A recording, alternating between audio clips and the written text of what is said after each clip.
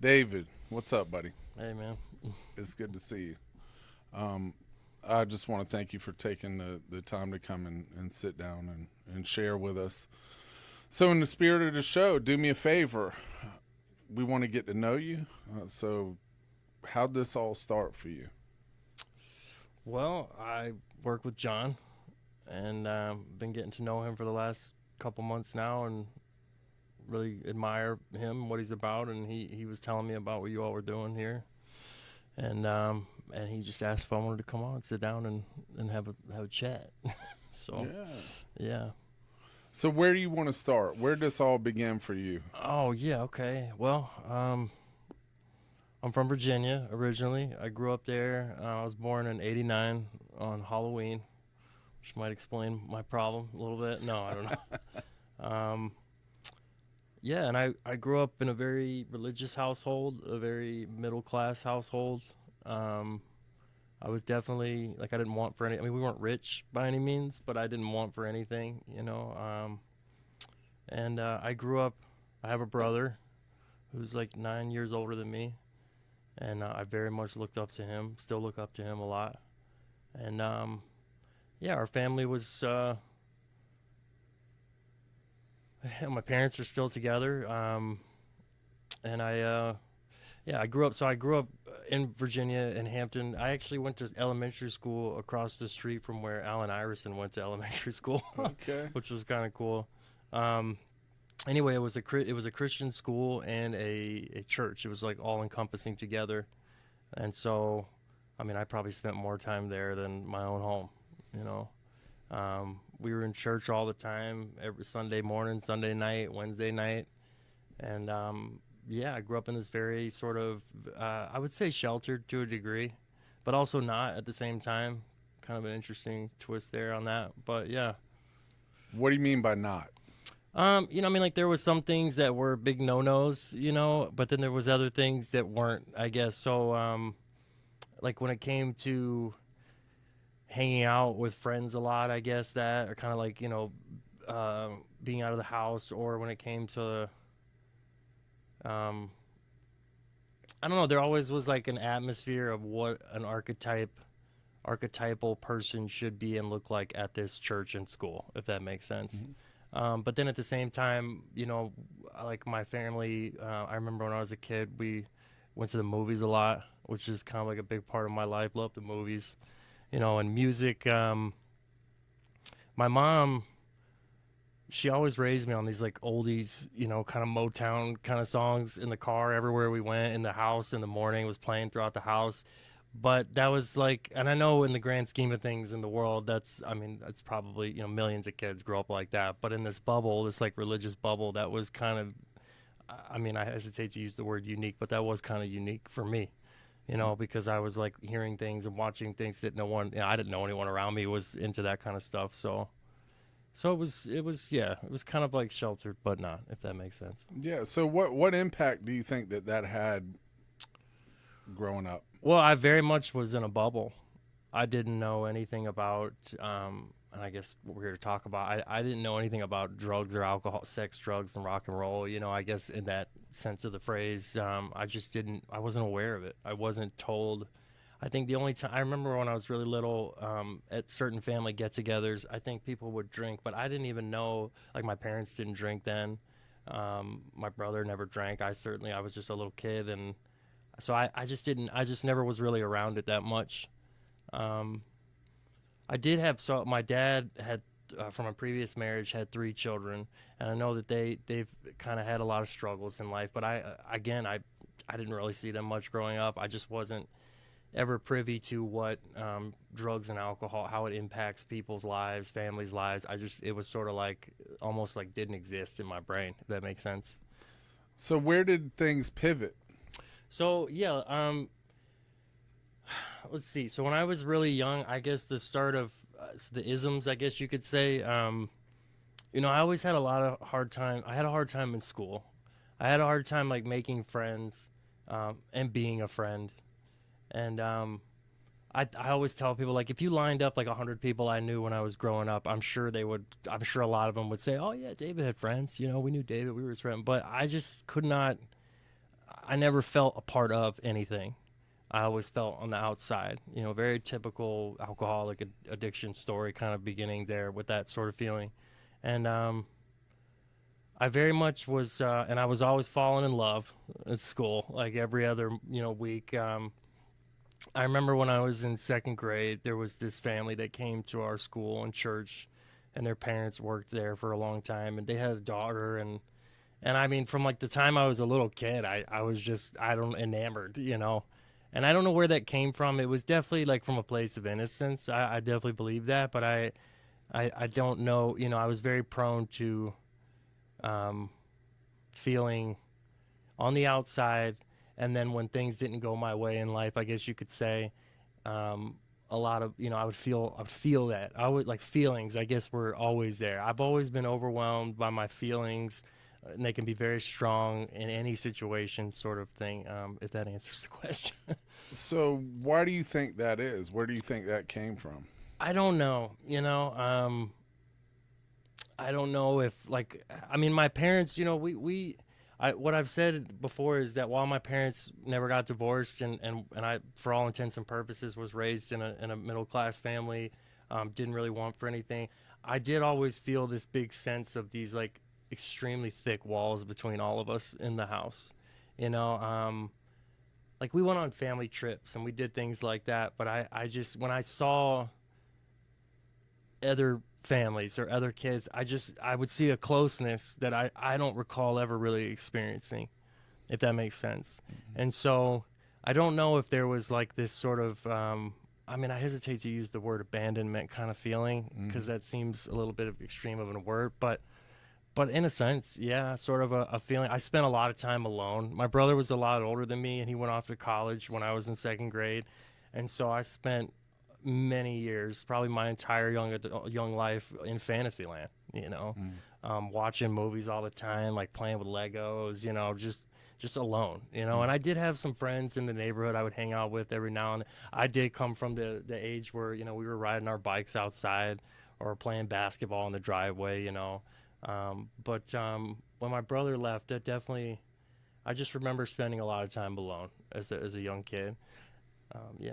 So when did substances come into play? Yeah, What does so that look like? that took a long time. I mean, my first, so when I was really young, I think as young as about fifth grade or so, um, I got in trouble a lot in school.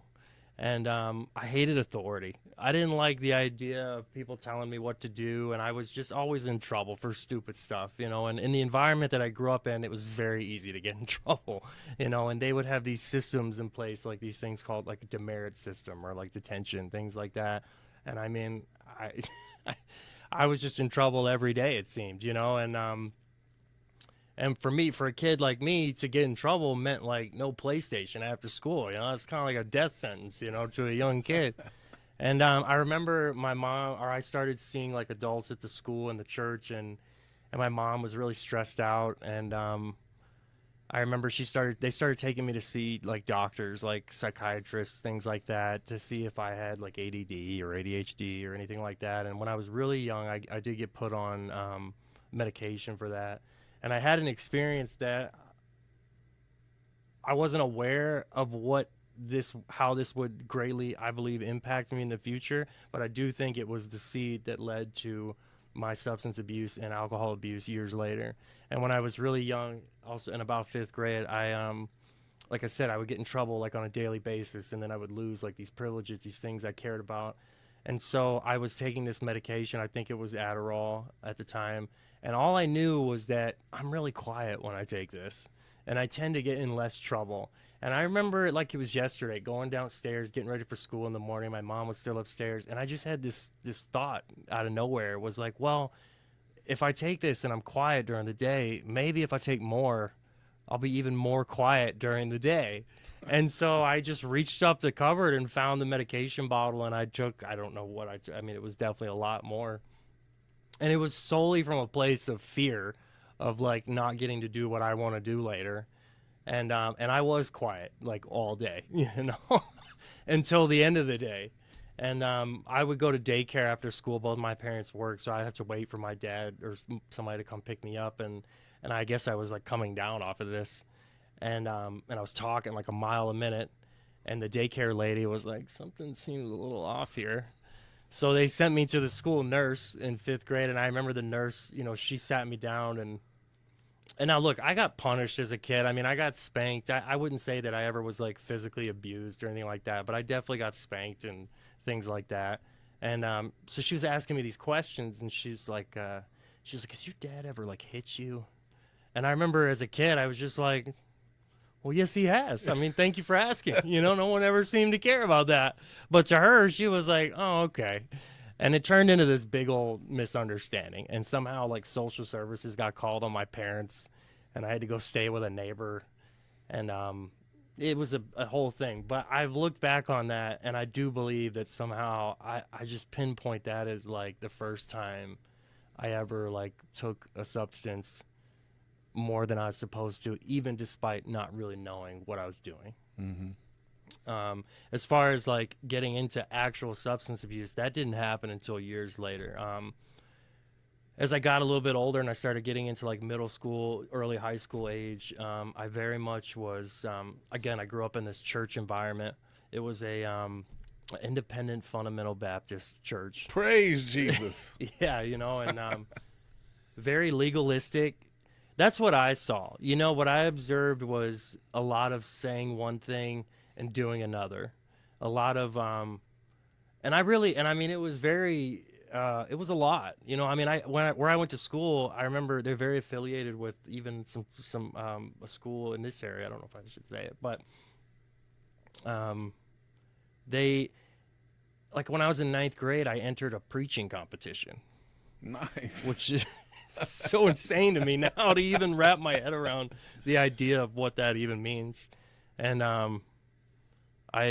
so it just was a very, I was taught that, at least from where I was sitting, and I'm sure there's like a ton of wiser people than I am that could totally break apart what I'm about to say. But, I was raised to believe that, you come to a place in your life of conviction. And that conviction is that, something's not right. Something's missing. And well, what is that? What does that mean? Well, it's a relationship with Jesus, right? And well, what does that mean? And it was all around this idea of becoming saved and understand that I was born as a sinner, and there's nothing I can do to make up for that.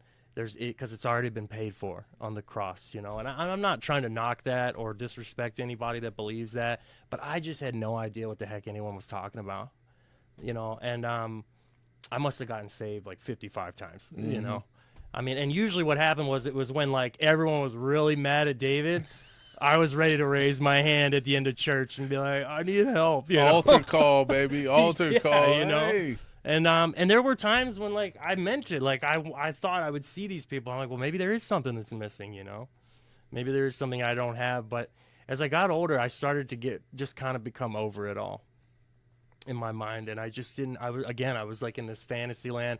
I didn't think about things like college and grades and responsibility and work. I thought about like movies and actors and music and bands, and I played a lot of music growing up. I started on piano when I was younger, and but I was listening to like Billy Joel, and they were trying to get me to play hymns out of the hymn book, that kind of thing.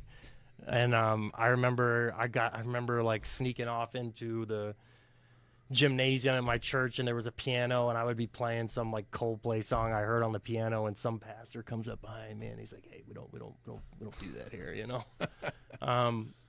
But anyway, I guess so. As I got older, I just didn't understand what I didn't understand, and I think in a lot of ways it put a target on my back. I think in a lot of ways, a lot of adults in my life probably looked at David and they were like, this guy's a dreamer. I was a dreamer. I wasn't a doer. And so into my high school years, I was just I started to become like a bitter, angry kid. Not understanding how to connect with people, not understanding what the heck anyone was talking about, and just kind of being over it.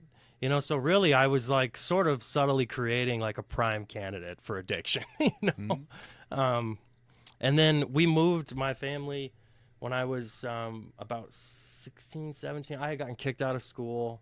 I think they were just done with, they were like, "Ah, yeah, I don't think it's going to work out for your son here."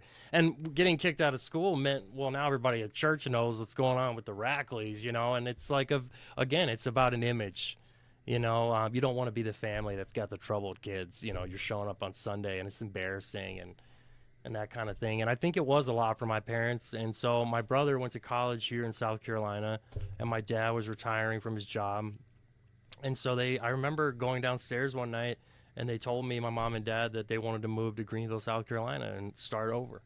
And they kind of painted this picture in my head of like, oh, this would be a brand new start and all these things. And I was just kind of like, okay, we moved here. I know I'm taking a long time to like explain where the substances started. We moved here, and it was kind of more of the same. It was another Christian school, church, and at this point, I'm just over it. Completely rebellious kid, doing what I want to do when I want to do it. I know I must have driven my parents absolutely insane, and I started working for the first time, and I went to work at a Fuddruckers in Greer. They're closed down now, so I don't feel bad about mentioning that, I guess. And I met a bunch of cool degenerates like me, man. And that was the first time I ever, to them, it was kind of, I'm sure, like, yeah, sure, whatever, man, you can hang out with us. But to me, it was like, oh my word, they like me, Mm-hmm. And I started hanging out with people after work and smoking weed, and I just remember for the first time I ever smoked weed, I knew right off the bat, like, whatever this feeling is, I want more, and I want it now, and yeah, it went like that for a while. I ended up getting kicked out of the school here, and at this point, my parents were done. They were kind of fed up, and so they concocted this beautiful plan uh, to basically, I hate to say it like this, but to kind of kick me out of the house. Like maybe that's what David needs. Maybe it's just time. And I think my parents are a bit older, and at the time, looking back on it, I think they were tired. I think they were like, man, we need a break from this kid. And so I had this cousin who's no longer with us. He's passed away now for quite a while, but he owned some furniture stores in North Carolina, and they were kind of connecting with him and vice versa. And I don't know if it was his idea or both of their idea. Was the offering was like, I'm going to help David pay for an apartment of his own, very first time, 17, 18 years old, or 18, and he can come work for me. And there's a local community college that actually helps kids who didn't finish high school. They can like get their actual high school diploma. And so they set up this plan and pulled the trigger on it. And the next thing I knew, I was like on my own in an apartment in Hickory, North Carolina. Never lived on my own in my life, Furniture capital. Yeah, Of the it was a furniture store Yeah. too. It was, and I that was probably one of the most loneliest times of my entire life. And so from there, I started to progress a little bit. I knew some people that had kind of were into the opiate thing, did some pills, some things like that. And so I had kind of connected with them. And for whatever reason, I always just had this knack to like, if I want it, I'm going to get it. Mm-hmm. And I was very manipulative, very, I could set out in my mind how I wanted to make something happen. And that's what I was going to do. And to paint the picture of my addiction as a whole, I guess the high that I think I was chasing for 13 years was, I think the first time I ever experienced like no authority, no responsibility, and just being high and being alone with nothing but like my Xbox and as much candy and soda as I could afford. I mean, it was like it kind of was like in a way a spiritual experience. It felt freeing, and I think that's just whatever that feeling was, that bubble, that comfort feeling, was something that I would chase to the very, to some dark places. So let me ask you, you're in an apartment by yourself, using opiates, playing Xbox alone. Are you happy? No, not at all. I didn't know what I was doing. I mean, my apartment looked like, like a chair like this, a TV on a cardboard box, like a bowl full of cigarette ash that had spilled over like numerous times, I mean, dishes in the sink, just barely able to get up and go to work, which I sucked at. I couldn't sell anything, a burden on other people around me. I didn't know. No, I was not happy. And that kind of went on for a while. And then I had some family friends that I knew in Virginia that I was really close with that were aware of my situation, and they wanted to help me. And it was a good friend of mine, Joe. His name was Joe. We haven't talked for a really long time, but he was one of my closest friends at that time. And his mom or family had offered for me to come back to Virginia and move in with them. And so they came and got me about a year and a half or so after I had been living in North Carolina. And I went in to live with them. And my friend Joe, his daddy was a preacher, but he also had a past. Like he like was from like, he played a lot of guitar. I mean, he was like a cool preacher, and he like had a history with substances. And they were always so kind to me, him and his family. They just seemed to like accept me for me. They liked having me around. I was kind of like the Eddie Haskell to the Cleavers, And but I went and lived with them, and I started working at a restaurant there. And I remember some people that worked at the restaurant there. I got introduced to cocaine there. Nice. Yeah. My drug of choice is more. Yes. That's my drug of choice. My God. I know that's a cliche statement, but it truly is like my story. Whenever anyone asks me that, it was more as often as possible. I mean, I would smoke drywall if I thought it did anything, I have, actually, yeah, especially when you get into the crack game. Well, yeah. There I was smoking sheetrock. Nope, that's not it. Definitely. Yeah.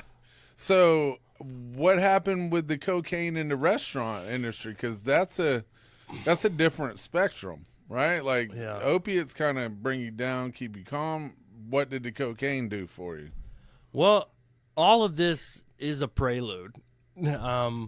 The cocaine, I guess, it was just the feeling of anything, being outside of myself. It just became cocaine. When I first got introduced to cocaine, I think after using that a few times, that was probably the first time I ever experienced the just sort of turning my brain off to every day and just using as often as possible, almost to the point where like it just became robotic. Like it just became like this is what I do, and it I thought it was making me feel better, and I got and I liked the movies I would see.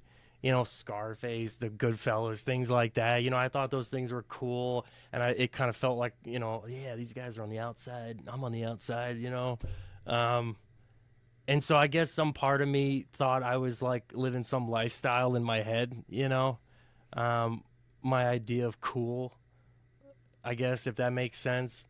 And so, but it just became like a monotonous chore. I would get, I mean, and this wasn't like a fancy restaurant at the time, but it was like a barbecue place. And I would get paid there. And like literally an hour after I got paid, all my paycheck went to a big bag of Coke. Mm-hmm. And I would go back home to these people's house who like had no idea what was going on, had young kids living there. Like I'm sure you did not want anything like that in their home. And I would just spend the evenings at night, like tucked away in my little room, just like doing coke and seeing shadow feet on the floor, Good times. Yeah. There I was in my room partying. Right. Yeah. So where did it take you from there? I know that you probably didn't last long there. No, yeah. Surprised to say it did not work out. No, and they eventually, I think what happened was I had a moment where I just looked out of my mind or something became super obvious at work. And I think the owners of the restaurant, they were good people. And they knew who I lived with, and they called them. And they told them, like, this kid needs some help or something.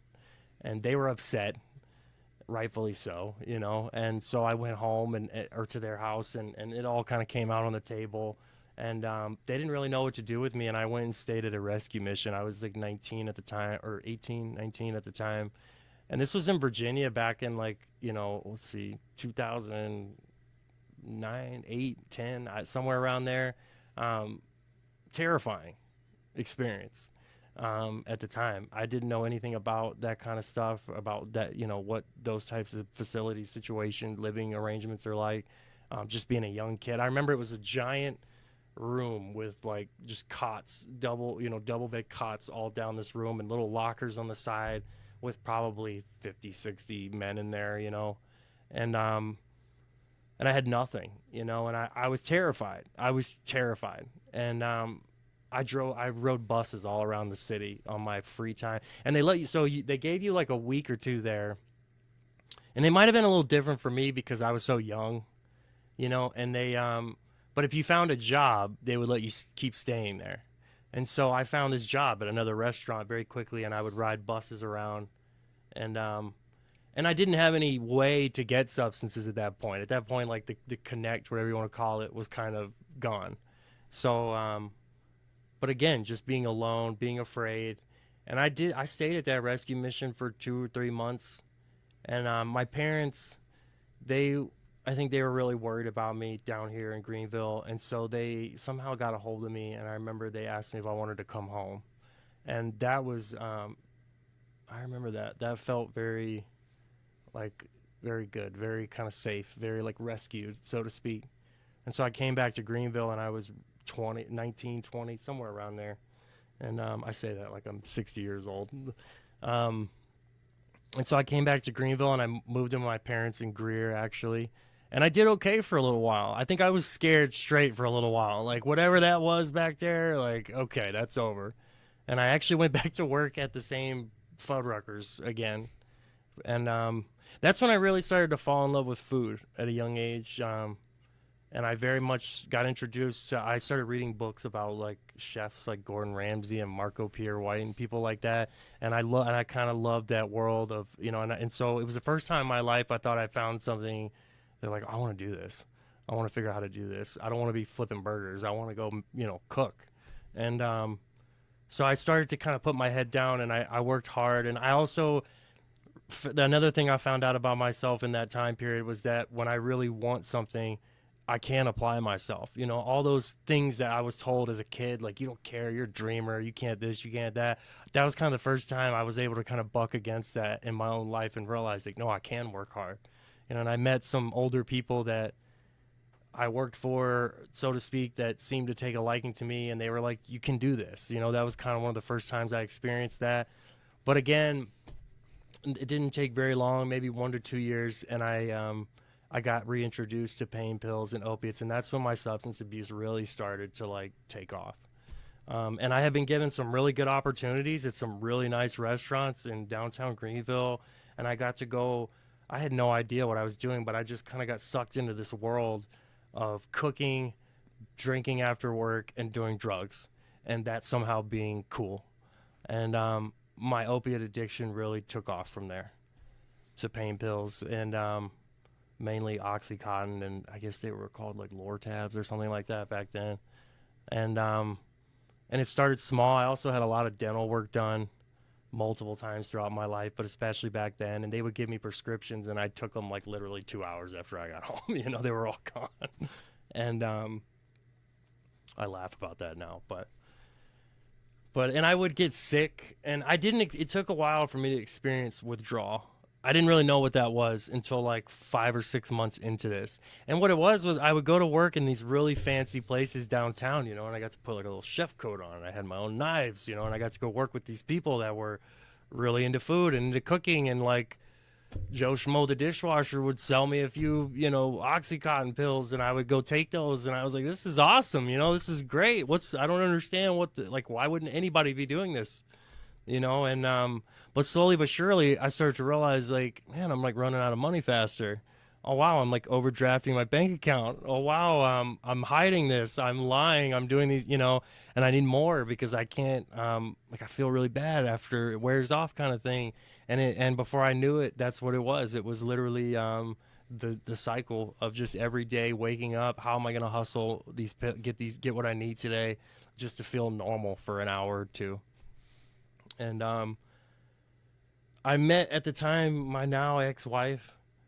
And again, I mean, a big part of my story is relationships. Always struggling with relationships. But I had met my wife, or ex-wife, I'm sorry, when I was 21, I think, yeah. And I met her at a Starbucks in Greer, and she's not an addict or an alcoholic at all, you know. And so when I met her, one of the key patterns in my life is sort of living in this fantasy land, this land of like, oh hey, I like this person, I get these good feelings when I'm around them. It must be this grand movie, you know. It must be like Jerry Maguire or like Romeo and Juliet or something like that in my mind. And so I start right away. I mean, I meet someone that shows me any attention at all at the time, and I'm like, we're gonna get married, we're gonna have kids, we're gonna have the house, we're gonna do all this and that.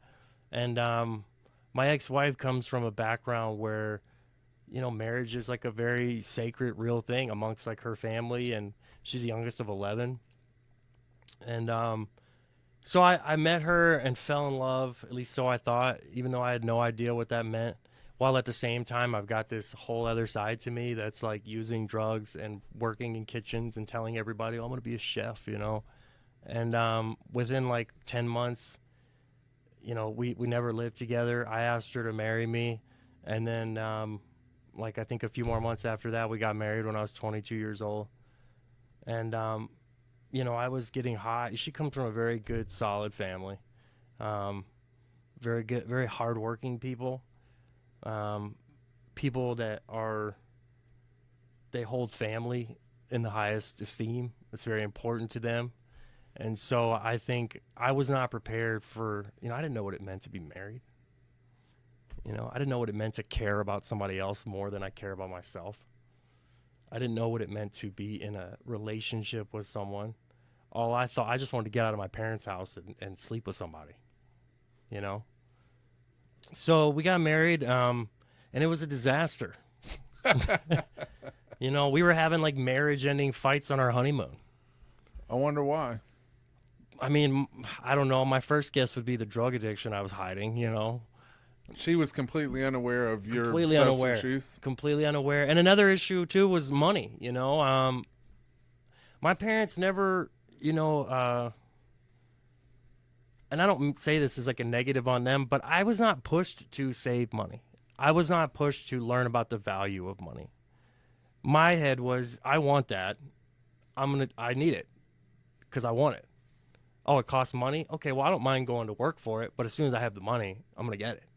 Oh, I have like bills to pay? Well, that's okay. They can wait. You know, I'm going to buy this. I did that in addiction and in sobriety. So I'm sure she had a lot of concern crop up pretty quick, you know. And I think about 7 or 8 months in, I remember going home from work one day, and we actually lived in her parents' house for like the first year or so we were married, and it was like dinner, and her parents and her had sat down with me, and they just kind of called me right out. I remember they were like, she said, for our marriage, you need to tell me what's going on. And I said, I can't stop taking these pills. And, you know, we had a conversation, hugged it out. I'm assuming, I don't really remember, to tell you the truth. I probably told him, you know, I don't want to do this anymore. I don't want this to be a thing, whatever. And I'll stop. But of course I didn't stop, you know. And the first time it led to, we had gotten a place of our own, and you know, our marriage looked like we never had any money. You know, a lot of lying, a lot of like secret, a lot of like, you know, dipping into her bank account. You know, I can't tell you how many times we would go to the grocery store with $20 to our name, but she didn't know it, you know, and we're getting all these groceries, and we get to the front register, and I knew, but we couldn't pay for the groceries, you know, and so we call somebody would come bail us out or something, and she's like distraught, and I'm just like, oh, thank God we got that. All right, cool, you know. And I remember coming home, or somehow, I can't remember how it came about, but at our place when I was about 23, I think, or 22, or late 22, she had a couple, like one of her brothers and then a good friend of hers were over at our place when I came back from something, probably picking up. And they sort of had this kind of makeshift intervention for me. And before I knew it, I was kind of whisked off to a detox program for the first time. And again, at this point, like, I was not really getting high that much, or if I was, it was rare. This was a lot of like maintaining, you know. And the things I would do to get pills. I mean, it was ridiculous at the time. I mean, I would be working a job.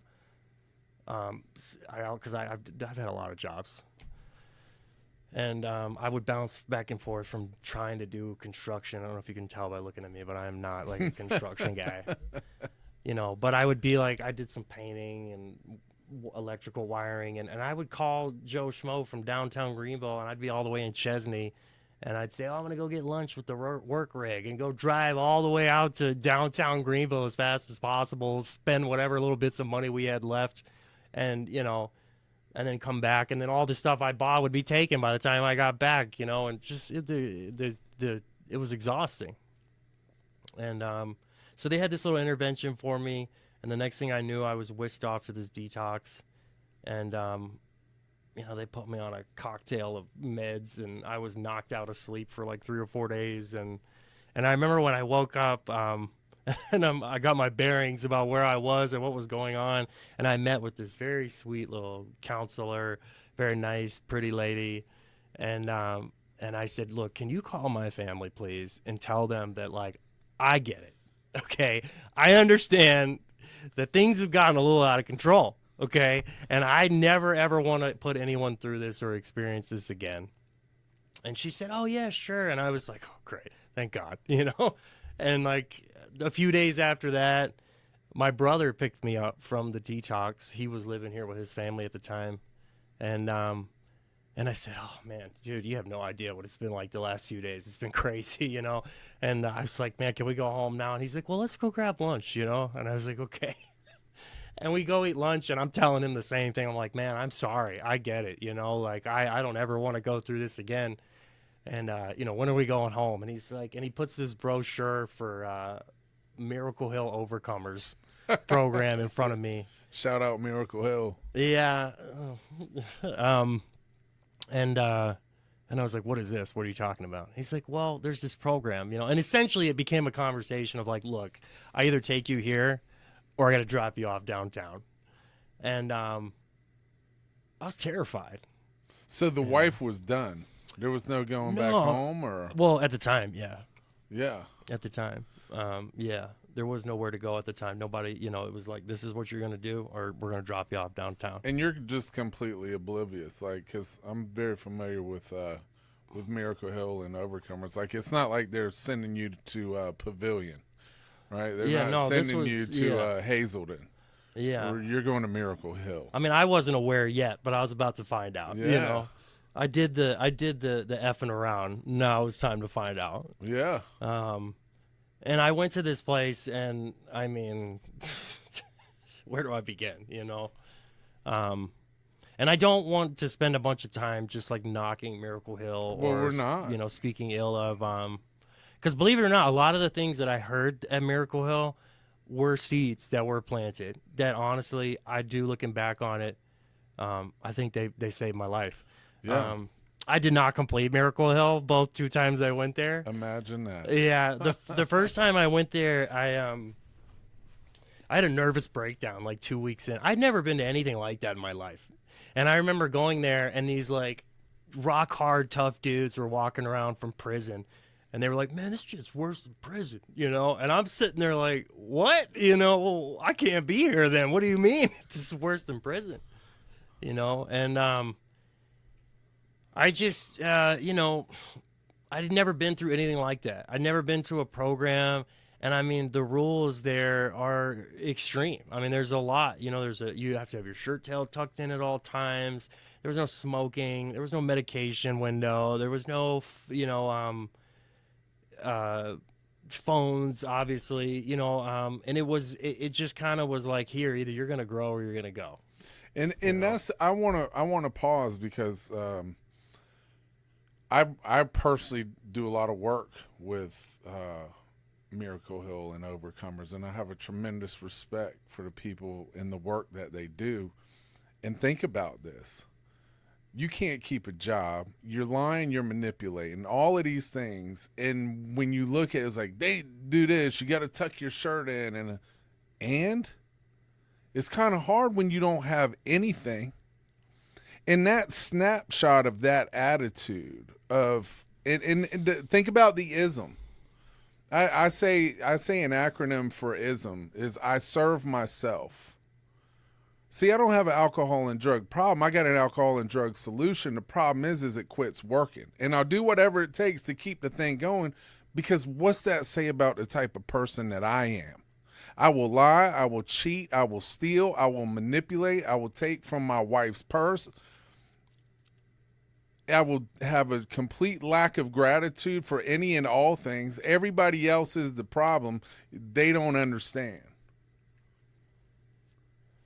And so I like to make those points, and that's why I like to talk about these things, and that's also why I really appreciate the position that I hold, because I understand the value of anyone that steps into this arena. My hat goes off to them, because all you deal with is problems, right? Take the individual, take the untreated person that suffers from substance use, and take that stuff away from them. What do you got? Somebody who is absolutely broken and miserable. And so I'm understand I've had this type of outlook in years past, and I've been educated and I've been taught that, let me tell you something, every resource that's out there has a value. And I know a lot of people that have come out of that program. Hey, Stephanie, weren't they at our thing last year or a couple of weeks ago at Favor Fun Day? Didn't they come out? Yeah. We had a wonderful time, right? I was that person. You know what I'm saying? Like, where drugs and alcohol took me, if it weren't for people that I had in my life that helped me, that's where I'm going. And I probably need it. I need some structure. I need to learn some discipline, because, buddy, I had none. It was whatever I wanted to do, and if you didn't fit the mold on what I wanted to do, man, I'm not messing with you, right? And so I don't mean to go off on a rant, but I love it, like looking, and I do want to make that point, because people are, well, they don't have this or that. Well, maybe that's what I needed. Maybe it's, I don't need the luxury room to myself with the 50-inch flat screen. Maybe I need to get a little bit of humility with no phone, right? That's the number one thing I see in recovery centers across the board. That phone kills people from time to time.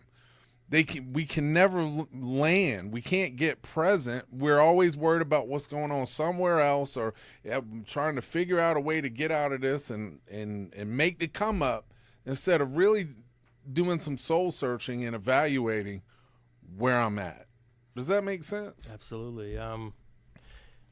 Unfortunately, yeah. I mean, I agree 100%. Unfortunately, at the time, you know, I kind of had some things going against me early on at the first experience in rehab that, you know, it didn't make me unique in any sense of the word, but, you know, for one thing, I knew everything. Yeah. You know, and for second, you know, what Overcomers represented to me the first time I went there was an adversary. The first time. Oh, yeah. This is getting good. Yeah, the first time, you know, it wasn't so much. Now, the rules, the little things didn't necessarily bother me at the time, because I grew up in an environment like that. I grew up with dress codes. You know, if you had your sideburns too long, that's detention, you know. So little things like that didn't bother me, but it represented to me another adversary religiously, in the sense that this is what they stand for. This is what they believe. You better get on board, or, well, then you don't really want to be here. You're not ready, you know? And I don't say that to be negative on them, but that was me. And I did not know that. And my head was so far in the clouds of, you know, I can think of, I'll give you a few examples. You know, I remember one of the groups there one day that, you know, it's a long program. It's not a short program by any means. And they kind of I don't know how they do it today, but back then they break it down into these levels. And after you're there for, I think, a month, you kind of enter into the, you know, each 4 levels or 6 weeks or something like that. And so I remember one of the groups, you know, they were talking about relationships and things on the outside, and what life would look like, you know, if you complete or grow from that or whatever. And I remember I don't know what I said, but I remember I must have made some statement about, well, I'm good. I'm married. I have a home to go home to. I still have a car. I can get a job. I'm married. I've got a girl. And I remember there was a lot of, there was one person in particular there who was a counselor at the time. I'm pretty sure he's like running the whole show now. But I remember at the time he looked at me and he said in front of all these guys, he said, you don't understand that you have it a lot harder than probably a lot of people in here, and then a lot more than you think you do, because you don't know the damage that you've done, that you're going back to, assuming that's what you go back to. And I would hear little things like that, and I would think, okay, whatever, or I would, do some phony up like, oh yeah, you're right, getting saved again, so to speak. Another dramatized. That's another pattern in my life is victimhood and dramatizing everything. Everything's a movie. This sort of Dawson's Creek kind of cookie cutter, like everything in life has to be this dramatic, scripted movie from David. Why? I think I'll be working on figuring that out for forever. Well, what are your ideas? I would say a lot of it is just maybe the overwhelming feelings it presents, the attention, the validation that can come from that. It's an escape. What do you think you're trying to escape from? I think a lot of that stems from trying to escape responsibility, taking a hard look at the real problem, which has always been me. In the big book of Alcoholics Anonymous, when it talks about I made decisions based on self that later put me in a position to be hurt, I hate that statement probably more than many other statements, because it's the truth. Yeah. It's my truth. That's my life. In a nutshell, that's David right there. David makes decisions based on David. Why do you make those decisions like that? I don't know. I believe it is the addiction / alcoholism in me. It's the disease of self. One thing about alcoholics and addicts that I've observed, and I again, speaking from my own experience, is that I think we're not unique, but my experience, what has maybe sets us apart a little bit from non-alcoholics, non-drug addicts, is this overwhelming sense of self. It's like a survival instinct on steroids. No pun intended there, but sort of like this desire, this need, like I have to fulfill, everything must be about me. And we don't even, or I don't even see that. I don't know that, but it becomes like my very being. I can't, the idea of thinking about other people, the idea of caring for someone else, not even just people, but like things, like responsible things, like a pet, a car, a job, if they come before me, then it doesn't work. Nothing can work without me. You know what I mean? I do. Strange enough. And so I very much struggled at Overcomers, and I managed to somehow survive there for about 5 months before they were like, I think something had happened. And my understanding is that instead of, we love to tell each other, oh yeah, they just kick you out, man, they don't like you, all those dumb stories that we tell each other in rehab. And but really what it was it came to a moment of, okay, David, you got a choice. And so I remember something minute had happened, but I broke a rule, and they presented an option to me, and I said, no, I can't do that. And I think what they wanted me, something happened that was minuscule, and it was they wanted me to go stay at one of their rescue missions for a week and still follow their rules. And if I did okay, they would consider letting me come back and continue the program. And I couldn't do that. I didn't want to do that. So before I knew it, they, after being in this place for 5.5 months, no phone, no nothing, they called my wife, and she came and got me. And I went home to her at her parents' house, and this was the beginning of what would become a trend what would become the cycle of my 20s. And the brunt of my addiction was, I remember I went home there, and all of a sudden I was thrusted back in the world. I had my phone back. I could drive. I could go get a job. And I think within 2 weeks, I was snorting Oxycontin on my nose again. And what proceeded from there was several years of drugs getting harder, situations getting scarier, the things that I would do to get what I needed, the laws that I broke. I mean, it just all snowballed. It was like, I'm in. This is what I am.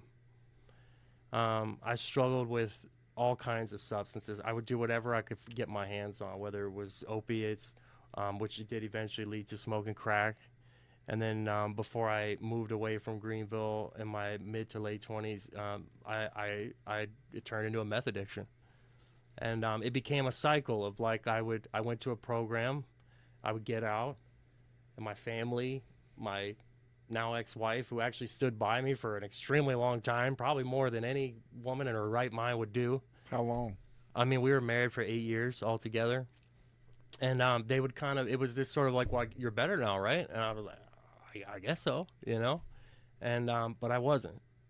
I didn't even know how sick I was. And at first, there was like the first experience with rehab and substance use and everything I just shared with you was very much like the denial phase. It was very much like, I don't have a problem. I don't know what, you guys are the problem. Y'all are crazy. You know, this is crazy. Like, let's just chill. All right, everybody, just leave me alone. I'm not trying to hurt anybody.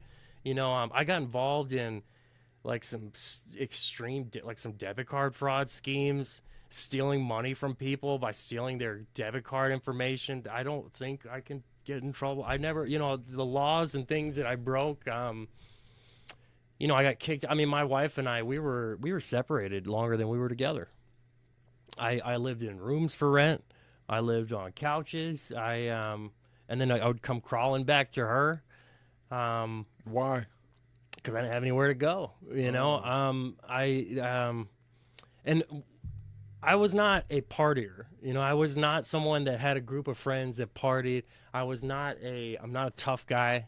I'm not like, you know, but the situations I put myself in were scary, you know, and I had a couple of occasions where, you know, one of the lessons that I had to learn very hard was that you don't always say what you're thinking to someone you don't know, you know, and I learned that so hard that I had two situations in my addiction where, you know, and it was all around drugs. It was all based on like getting or not getting what I wanted. And I mean, I had on two separate occasions people that I had been dealing with, you know, that I pissed off, lied to, stole from, said some things threatening things, you know, show up wherever I was staying, kick in my door, and physically try to kill me. You know, one in particular I recall. I lived in a room for rent in the Cherrydale area. It was another bid of, you know, you can't stay here anymore, David. You need help. I don't know what's going on with you. You got to go, but you can't stay here. I was living in this room for rent, and there were these people. It was a boarding house. All the rooms were for rent, and I was doing this like debit card fraud scheme where I was like stealing money from people's information. I won't even get into how all that happened. But I was living this life of barely surviving in this little dinky room in this house that other people lived in these other rooms. And I would hear these people in one end of the house that got together a lot and they partied, you know, and they played a lot of guitar and I love, you know, music and things. And I would hear that. And I think I just got like curious or somehow I kind of came upon one of them one night and they were like, oh, you should come hang out with us, you know. And but anyway, I started hanging out with these folks and like they were like writing a movie or something together, you know. I mean, it was kind of like this weird little group of bohemian kind of artsy, you know, drunks, you know, drug addicts. And I would go over there and like pick around on the guitar and just hang out. And I remember there was a young kid there, younger than me one time, and sort of the same old you know, hey man, here's my number, you ever need anything, you know, I got you, just call me, you know. And it's okay. And fast forward a few weeks later, and I called this number because I couldn't get a hold of anybody else. And I remember this kid was like totally different on the phone with me than he was in person. And he was like, dude, I'm at work, man. I don't have time for your, you know, this right now. Like, don't call it, you know. And I remember thinking to myself in the heat of just being angry and just like withdrawing, not having anything to come down with. And I texted this kid some statement like, you should, you know, talk to me like that, I'll break your jaw or something like that.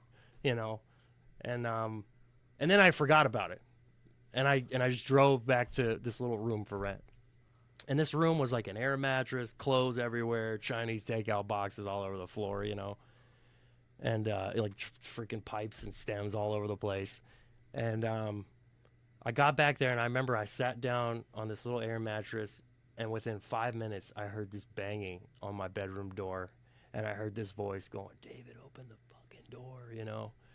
And something inside of me, like I had this knife that I always carried around, like I was like John Rambo or something, you know. And I go pick up this knife and literally walk up to the door. And before I even turned the door, this guy kicked the door in, bat me right in the face. I fell over, and it just got on top of me and was like trying, like he was gonna kill me. He was just punching me relentlessly, like I'd never, like attacking me, just full on, like, and it was terrifying. And the kid was with him, standing on the corner, kind of watching the whole thing go down. I'm freaking out. I'm like screaming, crying. I got blood everywhere. And I somehow during that whole mixture must have like nicked him with this knife. And he, you know, it got so bad. I remember during it, like the kid was kind of had this look on his face, like I didn't know it was gonna get this crazy, you know. And finally, after like what felt like an eternity, this guy got off of me, and him and this kid run out of the room. And what I didn't know was that these two guys were brothers. So I had mouthed off to this kid, and he went and told his brother about it, and his brother, you know, and it was terrifying, you know. And I remember sitting down, and it was all because of, you know, my addiction. It was all stemming from not getting what I needed or wanted, and so I mouthed off to the wrong person. And that's what happened, you know. And I had a situation like that probably 2, maybe 3 times else in my life occur. And it was like traumatizing. It was terrifying, you know. And there were things like that in my life that would take place that you would think would be these big road signs that like, hey, David, you know, you might have a problem. And anyway, not to spend too much time on all that, but that was like the early years of my addiction, and I just couldn't stop. I could not stop. You know, that was what I knew for certain. Every day, it was just like a hustle, a grind. Every job I went to, the only people I met were the people that I could try to get drugs from. You know, and everything was fake. You know, like this whole, like, you know, we're friends, you know. I mean, and I was like alone. I didn't have anybody. You know, nobody wanted anything to do with me. I was a mess. And so I would latch on to, you know, I would go out to the bar after work with people I worked with. And these were people that could go to the bar and have a drink after work and go home and show up to work like excited about their day. Me, I was the guy that was like trying to tell the bartender his life story, you know, and she's like, I gotta go home. And I'm like, okay, I understand, you know. That ended up leading, I don't remember, I had been to it got to another point where when meth got involved. So I had gone to Overcomers a second time. I lasted about 6 or 8 weeks or something like that, and something stupid that I had done, a rule or something. And I remember the same guy who now, I think he like runs Miracle Hill. I was in his office, and I'll never forget, he came in probably a little pissed, probably a little like, I don't want to deal with this right now, you know. And I remember he said to me, David, are you willing, do you want to change your life? And I remember I stopped for a moment, and I said no. And he said, okay. And I was out the door, and I was homeless. I didn't have anywhere to go. I didn't have anything. I had like whatever little clothes I had. And I had a good friend, a really true friend, a good friend in my life that I had gone to school with here, who had gotten a hold of me, and he wanted to help me.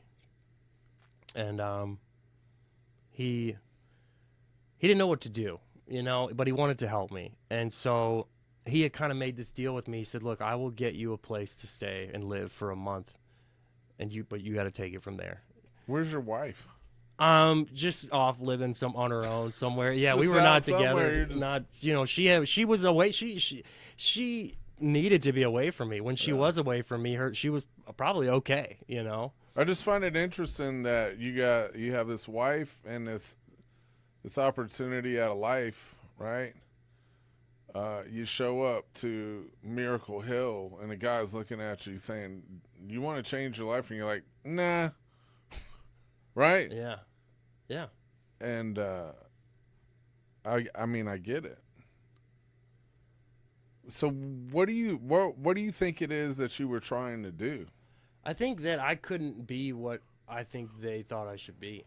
What do you think they thought you should be? A husband, a caring person, an adult. But wasn't it you that decided to get married? Yeah, I mean, yeah, because it felt good. It sounded like a good idea at the time, you know. Well, so okay, my brother, you know, when I was growing up in high school, I saw my brother from a distance, and I saw my brother go through this sort of stream of like an itinerary of events: graduating high school, going to college, meeting his now wife, getting married, you know, and I was there for all these things. You know, we used to come down and visit him. He went to college here, and so I saw his life, and I think part of me really thought that these things just happen. Like that every human on the planet, like this is the itinerary. Like that's how in the clouds my head was. You know, I just assumed that like, oh, well, it's okay if I'm just dicking off now. Like, I mean, because I'm going to go to college and then I'm going to get married. And like, I had no concept that like people work for these things. These are not things that are just handed to people in life. This is the life that people create, you know? And so I just assumed that that was a part of life. Getting married, you know, it was just, and I think once I was in my own little version of that, I couldn't be that, you know? So the idea of, I loved all the things that, you know, I could get out of it. Somebody to sleep with, somebody to, you know, away from my parents, away from rules, you know, money of my own, that sort of thing. But when it came time to like putting on my end of that, I mean, I just couldn't be that. And, and I didn't know how to explain that. I didn't know that that was going on inside of me at the time. What do you think substances did for you? I think they were an outlet in a lot of ways. They were an escape. You know, they amplified the things that I loved about life: movies, music, playing guitar. Um, this cookie cutter sort of David Bowie esque like Hollywood kind of, you know, lifestyle. It just the idea of that. You know, I very much was like an artist in my head, if that makes sense.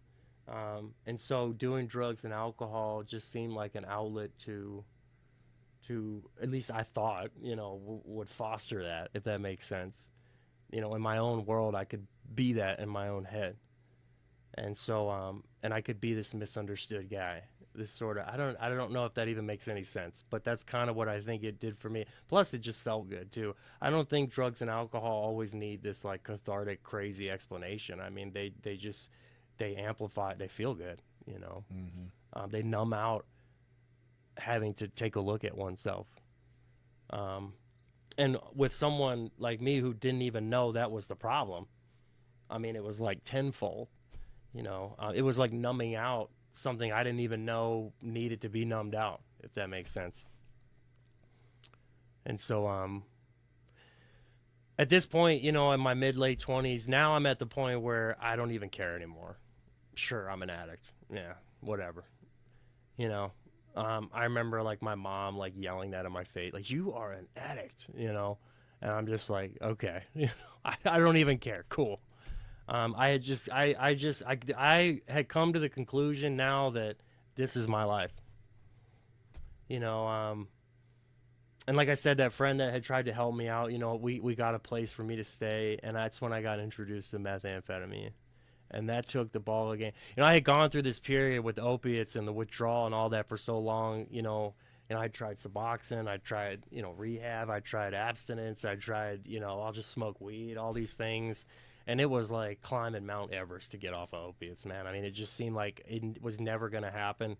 And I've shared this with people before because I'm fully aware of how impossible it feels to get out of that opiate sickness. I'm fully aware of that. It seems impossible, and the only way I know how to explain it was it just my life led to a point where I went through it, and then I realized, oh well, there's this whole other side to drugs that I could do that don't do that.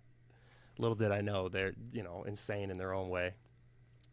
And meth took on all, at this point, I mean, I just wasn't even a human. I functioned to get up, hustle, get meth, get high, do it all over again. And I would stay up for days at this place that I rented out. It ended up being like a meth house. And throughout all this, mind you, I had not experienced much trouble with the law yet. That kind of happened up in New England. The law, crazy as it is, I can't explain it to you. I just never got caught. my theory on that always was like Greenville's kind of a bigger area. You know, I just think little old me, you know, I'm not some big time. I'm just this kid trying to get high, you know, and I managed to just survive like by the skin of my teeth, like not getting in trouble with the law yet, you know, and I definitely had like an invincibility complex. I had a couple of like close calls where like I was gonna get in trouble but didn't, and so I'm like, oh, I can't be caught, man. You know, I'm like a god, you know. I'm meant to do this, you know, and meth very much opened up an outlet of it was just insane. I mean, it was just pure insanity. Staying up for days at a time, like I was hearing voices, I was seeing things. I didn't even care where I ended up anymore. I didn't even know where I ended up half the time anymore. You know, this floor, that couch, this air mattress, whatever. And some of the things that I did, you know, some of the sacrifices of my values and like morality very much was twisted and distorted, wrapped up in meth. Um, Yeah, when you talk yeah. about morality, what do you think about that at that time and prior? Because I find that interesting. There's a lot of parallels that we have, like in regards to like education in a Christian school, all of these things, the disdain for legalism and this hypocrisy within, and you know, trying to basically scare the hell out of you, right? And it's just like I don't even want to hear this. But then we hit the other side of the spectrum, right? Do you think that there was something subconsciously going on in regards to that? Like maybe I know that I'm not doing right, but there's nothing I can do to get out of it. Or what's your take on the moral aspect? I did things that I thought I would never do for methamphetamine, for drugs. Things that like, you know, I mean, I won't speak about, you know, not things. I'm sure there's a million other people that, you know, share similar stories, you know, but things that, you know, if I had heard in my younger years would terrify the living shit out of me, you know, things that morals. I mean, in terms of, I mean, I don't quite know how to say it, I guess, without, I just became a lifeless, soulless being, sort of like a puppet, you know.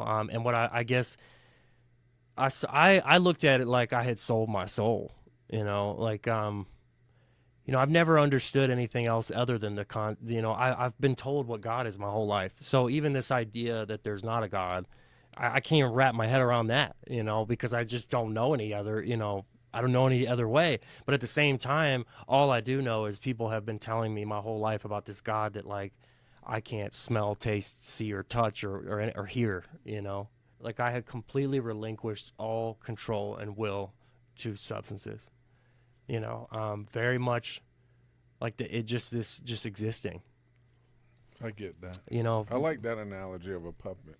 So it sounds like you've experienced some pretty traumatic events through Definitely. those choices. Do you still experience any kind of feelings or emotions or anything in relation to that today when thinking about it or talking about it? Um, Not in the sense of like the TV, you know, movie, the sort of Hollywoodized look of trauma, you know, sort of. I felt very uncomfortable around the word trauma because I always thought trauma when I would hear the word trauma or PTSD, and at this time I started going to meetings or programs where I would hear people start talking about PTSD and how it equates to addiction, and I just felt really off about that because I always thought trauma was reserved for like, you know, but what about like soldiers that go to Iraq and they're like sweeping up body parts in the street? You know, that sounds like trauma. I mean, how could I, you know? Um, so it took me a long time to even rationalize within myself that I had experienced trauma, you know, and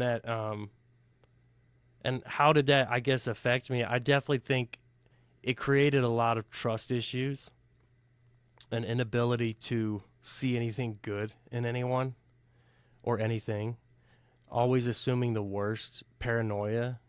I mean, even to this day, I'm not ashamed to admit, you know, and some of it I think is also just good old fashioned ego problems, you know. But I do think that there is a level of PTSD symptoms of just kind of like everything's just bad all the time, you know. Nobody likes me. How could you like me? If you knew anything about me, you'd puke at the sight of me, you know. And even kind of paranoia on the level of like, are they talking about me? You know, I struggle going to like public places. I struggle being around a lot of people because these synapses are just firing on all cylinders, and I'm terrified. You know, I joke about it because I you know, I'm always up for a good laugh, but like going to the grocery store even, it's terrifying.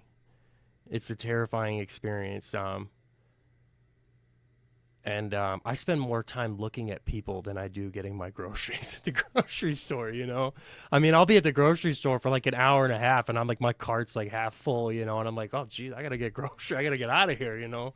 Um, Sleeping problems, you know, things like that. I guess the answer, I don't know if that answers your question, but I guess in terms of like, are those things that I experience, I believe that they probably partly do stem from a lot of those situations, yeah. So I want to make sure I hear you right.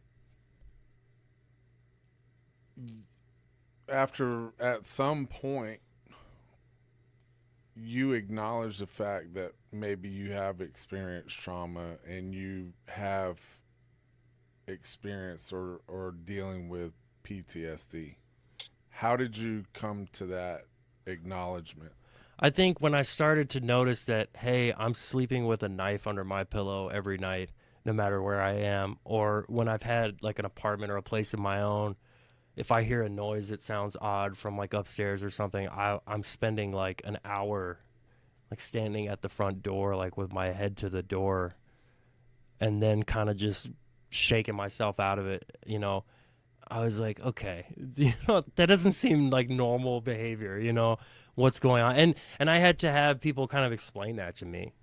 And I had to come to terms with the fact that it's okay. You know, it's okay that, you know, sure, I might not be like Army Joe over here that's seen this sort of thing. But yeah, you know, it's okay to acknowledge that, like, I think I don't know. I don't know if maybe it was just, it does seem in the last like 10 years or so specifically too that those types of terms and that terminology has kind of become more normalized. And maybe I'm wrong on that. Maybe I don't know, you know, but it like in programs or meetings and I hear people talk about it, I think I just started to question within myself, like, well, have I experienced PTSD? Like, am I, you know, and if so, is it okay to acknowledge that? You know, does that make me weak or does that make me, or am I faking it? Am I lying? You know, because I don't know, even know how to explain that. It's actually, no one's ever really asked me that, to tell you the truth. Um, but I think it just got to a point where I noticed, like, okay, these things that I'm doing are a little nuts, you know? Um, and I think I had a moment, you know, basically, yeah, just kind of like just sleeping with one eye open kind of thing, you know, always looking over my shoulder, man. I mean, I spent a lot of my addiction paranoid of like getting caught for the things I was doing, or is like so and so going to come kick in my door and like kick me to the ground and just start attacking me and not stopping, you know, little things like that. Yeah, I would say that kind of, you know, but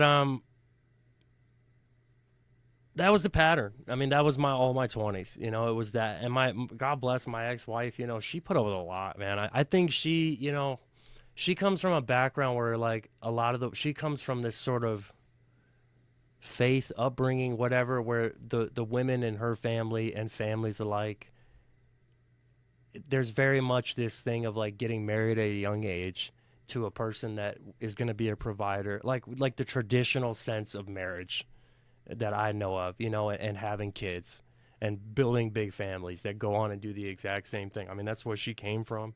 And I think it was like this very important thing to her. So I think she really held on to that. I think she thought, no, you know, he just needs God. Like God's going to get him one of these days and it's going to, you know, whatever. And I think, you know, eventually I had gone to treatment again in North Carolina somewhere. And that was the first time I ever completed a program. It was a 2-month program in Greenwood, North Carolina called Faith Home. Yeah, You there familiar you with go. that? Oh, Yeah. yeah. run by this lady, Mama Barnes, at the time. She was awesome. This lady was like 80 something years old, and she's like dancing in church on Sunday, you know, and that was a different experience. It was like a sort of faith-based program, but it was not, you know, they understood. I think they were a little more, you know, and I had been on meth and things like that. I remember like I got into it with somebody there and we had this big shouting match, and my mind at the time was like, oh, that's it, I'm getting kicked out, you know, like because it over, you know, that's what they would do, you know, and they know, they were like, no, we get it. I remember one of the guys that worked there.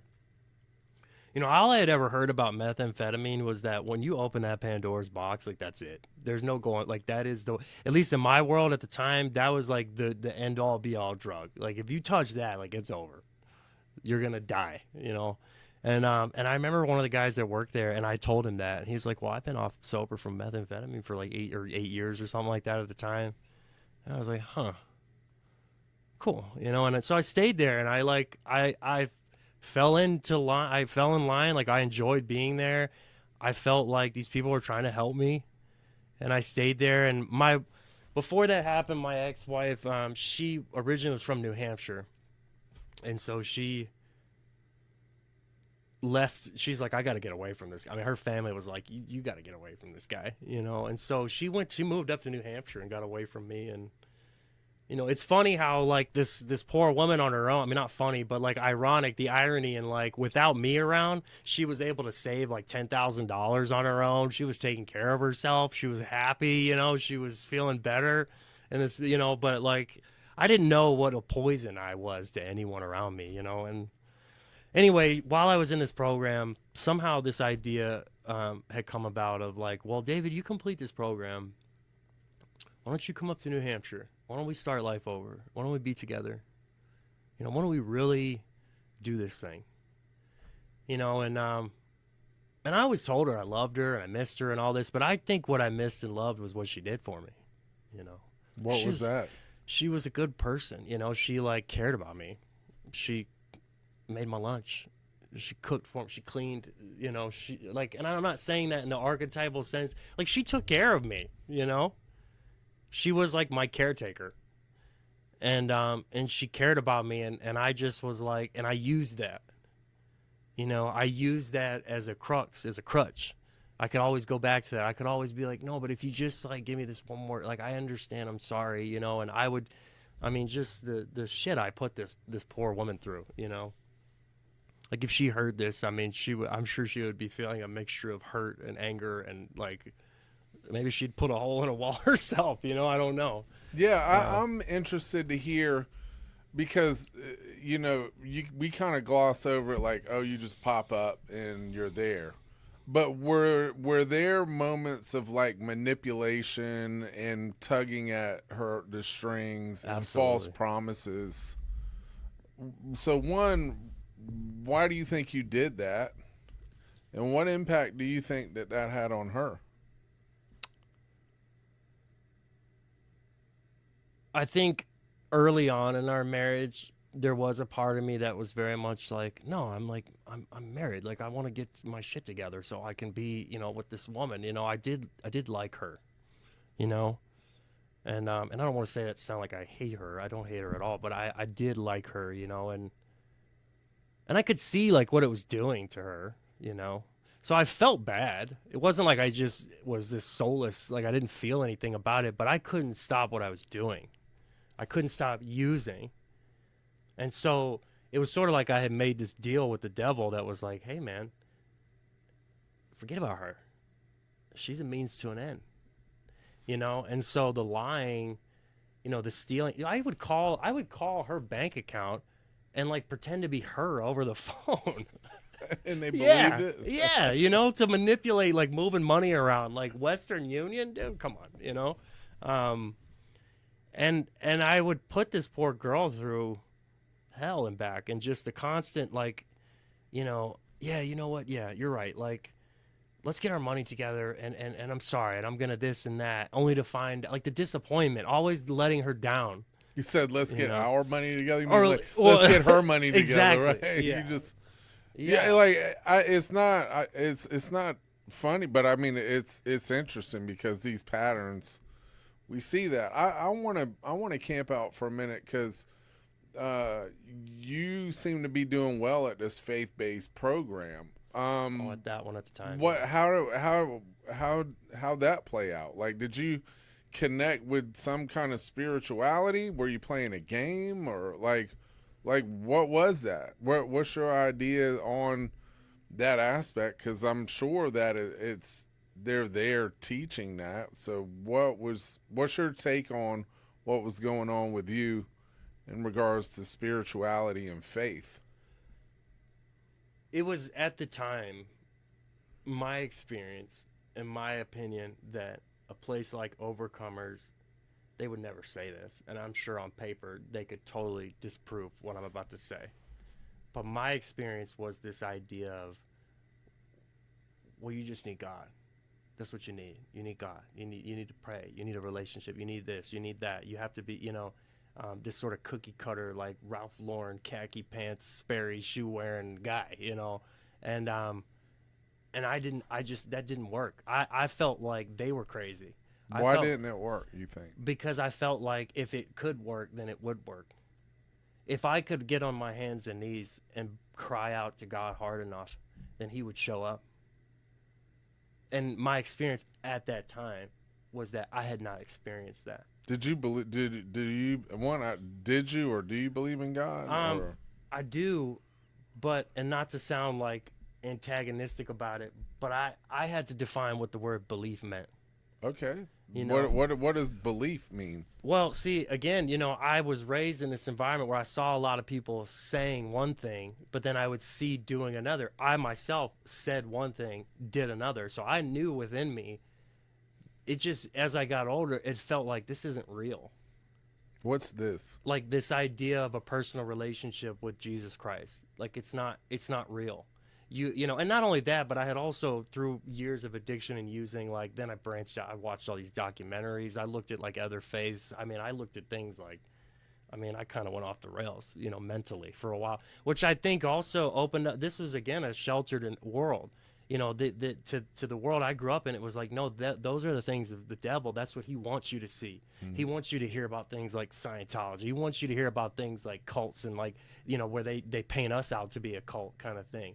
But as I got older, I'm looking at those things and I'm looking at how I grew up and I'm like, I'm having a hard time seeing a difference, And so I really felt like this is like a kind of culty, like this idea that one is saved by grace and that through faith, like not of their works, there's nothing they can do because it's already been done for them. And just accepting that you build this relationship. And I was like, y'all are crazy. This is crazy. Mm-hmm. This isn't real. But yet I'm the only one saying that. Everyone else, it was, and so I took this approach where it's like, oh, I'm not falling in line. And so that's why I'm on the outside. That's why you all can't accept me, because I can't accept what you're telling me. And a place like Overcomers at the time really felt like just more of that. So when you're in Greenwood, North Carolina, at Faith Home, it's faith-based. You got this lady dancing in the church. If you reflect back to that period of time, what was your conception of what faith is? And before, the caveat is this, and I think this is important for our audience. People don't have a problem with faith, right? I had faith every time I made that call and got that baggie and put that thing in the pipe, that I took a hit, that it was going to do what it's going to do. I have faith that when I pull up to that store that's got the red dot on it and I go in and I purchase that bottle, when I pop that top and take that drink, it's going to do what it's going to do. When I show up to that bar, whenever I put that line up my nose, I've got faith that it's going to do what it does. So under the context of, right, do you understand where I'm going with that? So looking at, because it sounded like some things were working, what at that time do you think that word faith meant to you, and where were you at with that? I think at Faith Home was one of the first times I experienced sort of a lighter, I could say what I really felt, and people were like, that's okay. What'd you We're feel? glad you're here. resentment, anger, Oh. frustration, not being able to understand what everyone was talking about, and not even knowing. And I agree, like I did have faith in those. I worshipped. I didn't. It's like Faith Home. It was somebody. I remember they said, "Well, do you worship anything?" And I'm like, "No, dude. You kidding me? Come on, that's for weirdos." And they're like, "Well, what do you mean? You literally will go to the ends of the earth to get exactly the things you just mentioned." And that was like the first time I had heard anyone kind of break it down like that. I was like, "Huh, I guess I do worship some things. I guess I do have faith in things, just not in healthy things, not in things that increase in my life, but they cause chaos." And that was the first time I felt like I could express myself and not feel a sense of being cast out for it. And I'm approaching my sobriety, and a lot of my sobriety story, you know, a lot of my journey in sobriety has been wrought with learning about that more and more. One thing I'll just say real quick, when I got, and I guess all of this picture that we've been painting for this time is to kind of lead to how I fell into Alcoholics Anonymous. Mm. And I tell people now, my whole life, everyone was always trying to tell me who God was, is it he, is it, whatever, what it's like, what he's like, what he wants for your life, what the grand plan is, all these things. Alcoholics Anonymous was the first thing I ever went to or time where somebody looked at me and they said, "David, you're not God." And that was such a foreign concept to me. What do you mean? I'm not God. Well, you're pretending you're playing a God, David. That you're your God.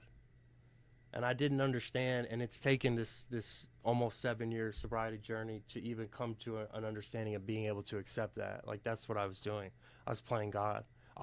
To me, I was God because I was controlling everything, and I want to get into that, but but to answer your question in terms of Faith Home, I think at the time that was just being in an environment where it was okay to think the way I thought, and I wasn't being like just overly or feeling like I was being overly judged for it, and I want to get to my sobriety because I've spent all this time like painting this like horrid, just Debbie Downer picture of just addiction and the throes of all that. But yeah. So there was this plan for me to go to New Hampshire and kind of start anew. And Faith Home was the first program I had graduated from, And to celebrate my graduation from Faith Home, I had a drink of alcohol.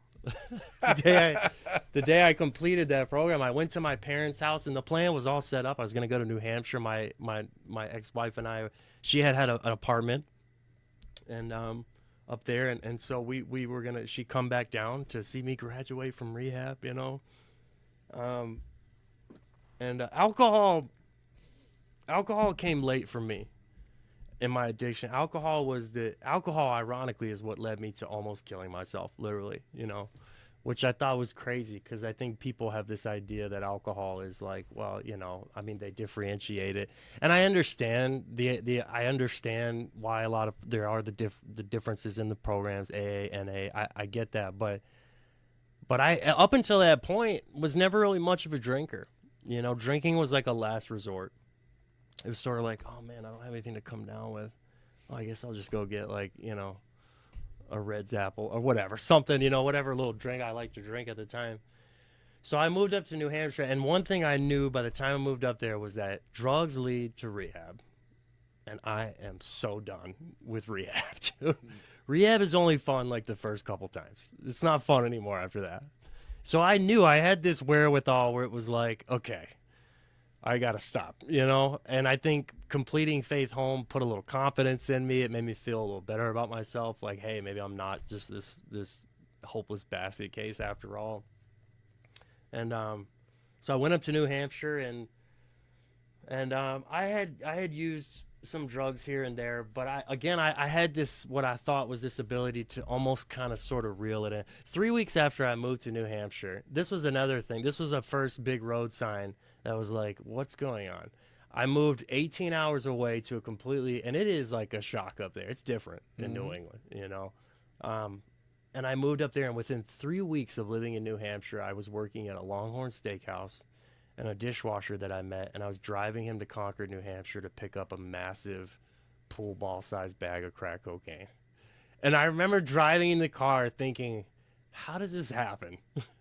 Like, how does this happen? You know, how do I go from like this experience to now 3 weeks later in a completely different part of the country? I'm driving someone I just met to go pick up like an ungodly amount of crack cocaine, you know? And I had some situations occur up there, but again, I don't want to spend too much time on all that. But and I had gotten in trouble with the law. That's when I started getting in trouble with the law, and so I got to a point there where I was like, I sort of kind of flowed into this dilemma.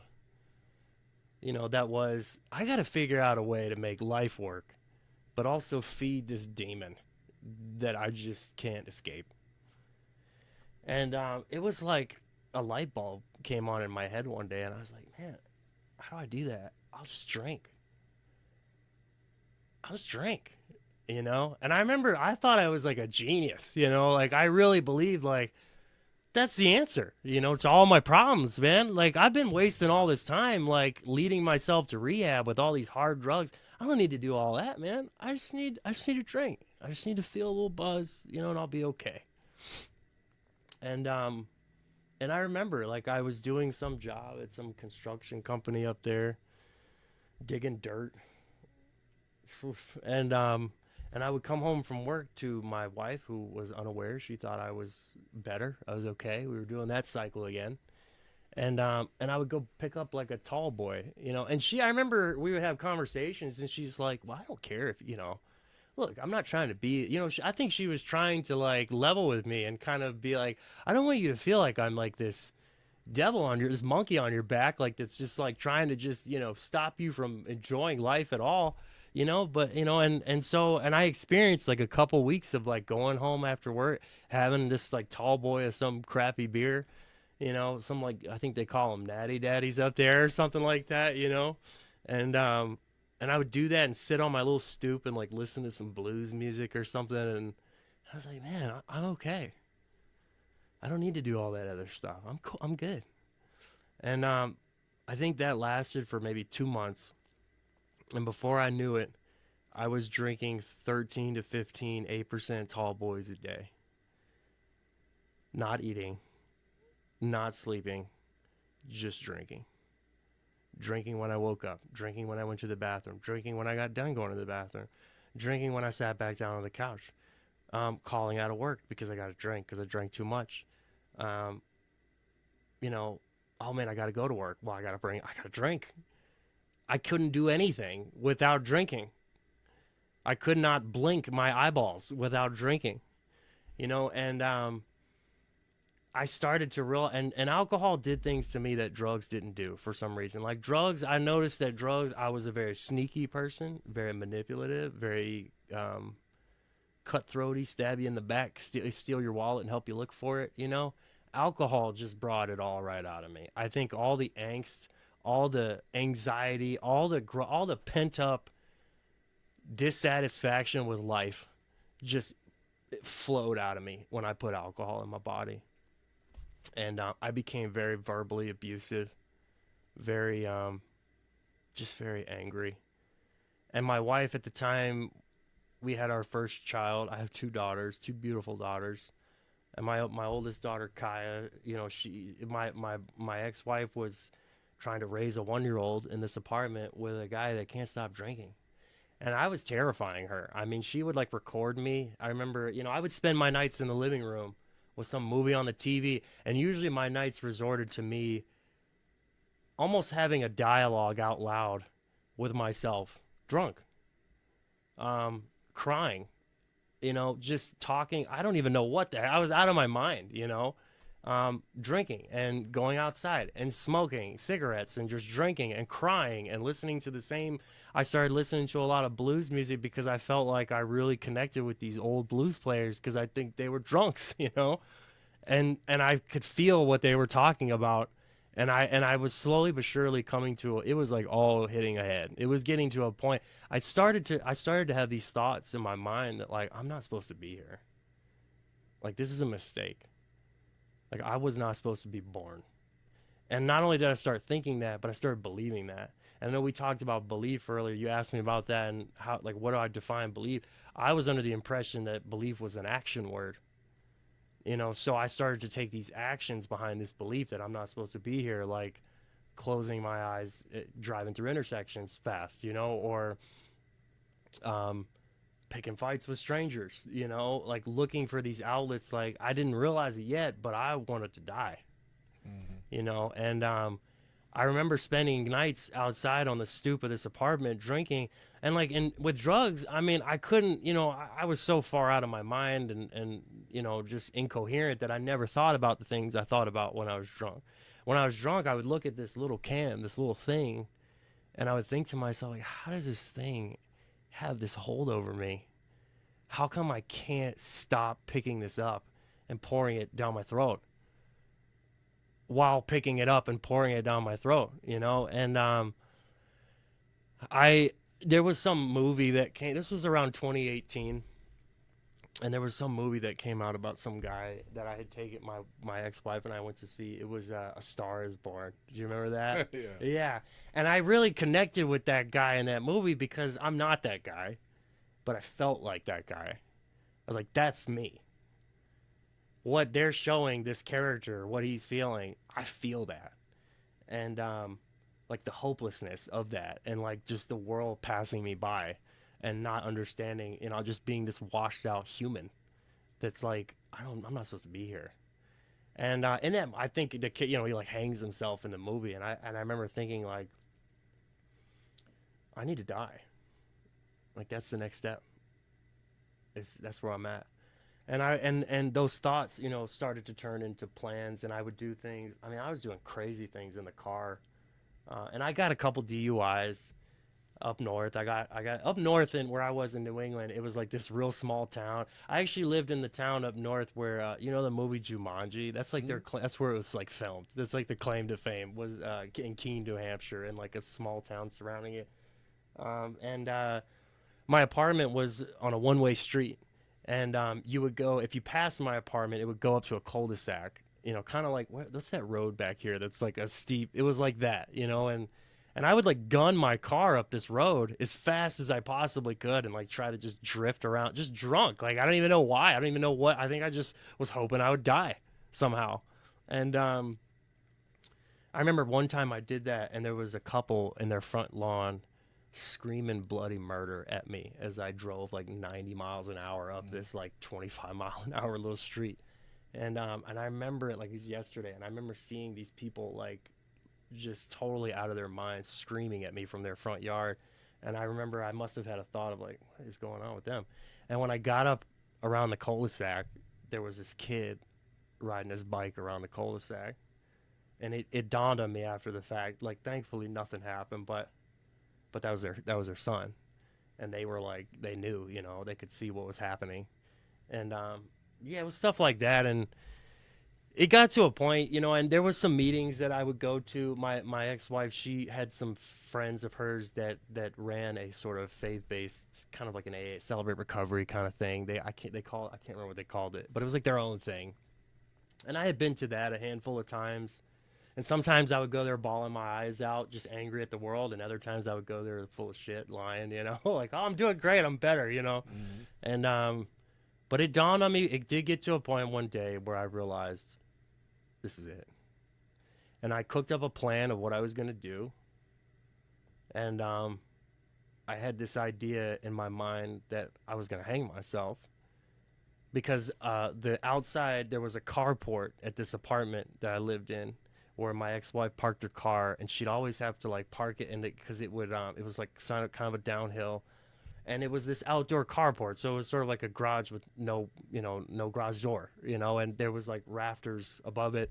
And I remember being drunk one night looking over, and I thought, I'm gonna like find something to throw over there, wrap it around my neck, and I'm gonna like put her car in neutral and climb on it real quick and just kind of like push the car and just die, And I sat on this and ruminated on it night after night, and I was just like, I'm gonna do this, I'm gonna do this. And I worked at this construction company digging dirt. I was a laborer, and they were so sick of my crap. I was showing up there, drinking there, just not showing up there, whatever. And one day, I was on a job, and I had like left early the day before or something, and I went to go and like apologize to the super there. And I mean, this guy reamed me out a new one like no one ever had. Here was a guy that I didn't know me 10 ways. All he knew was what a hot mess I was. And I remember showing up there just totally broken. And this guy said, and I thought, I'm going to go show my heart and he'll understand because I'm trying to get help. And that is not what happened. This guy was like, I don't give a rat's ass what you're going through, dude. You need, like, what's wrong with, what's going on in your mind? I went through this crap when I was your age. I don't have time for this stuff. Like, you're weak, you don't understand. Like, and I'm sick of, everyone else is sick of your shit. Just get away from me. Go work over there and get out of my sight before I do something I'm going to regret. And it was so much so that, like, anyone else in my life ever talked to me like that, oh, I got to make a big dramatic scene. Oh, you don't know who you're talking to. Don't talk to me like that. But for whatever reason, when this guy said what he said to me, I couldn't say a word. And, so I went over to another part of the job site, and I remember this guy who was working on a machine.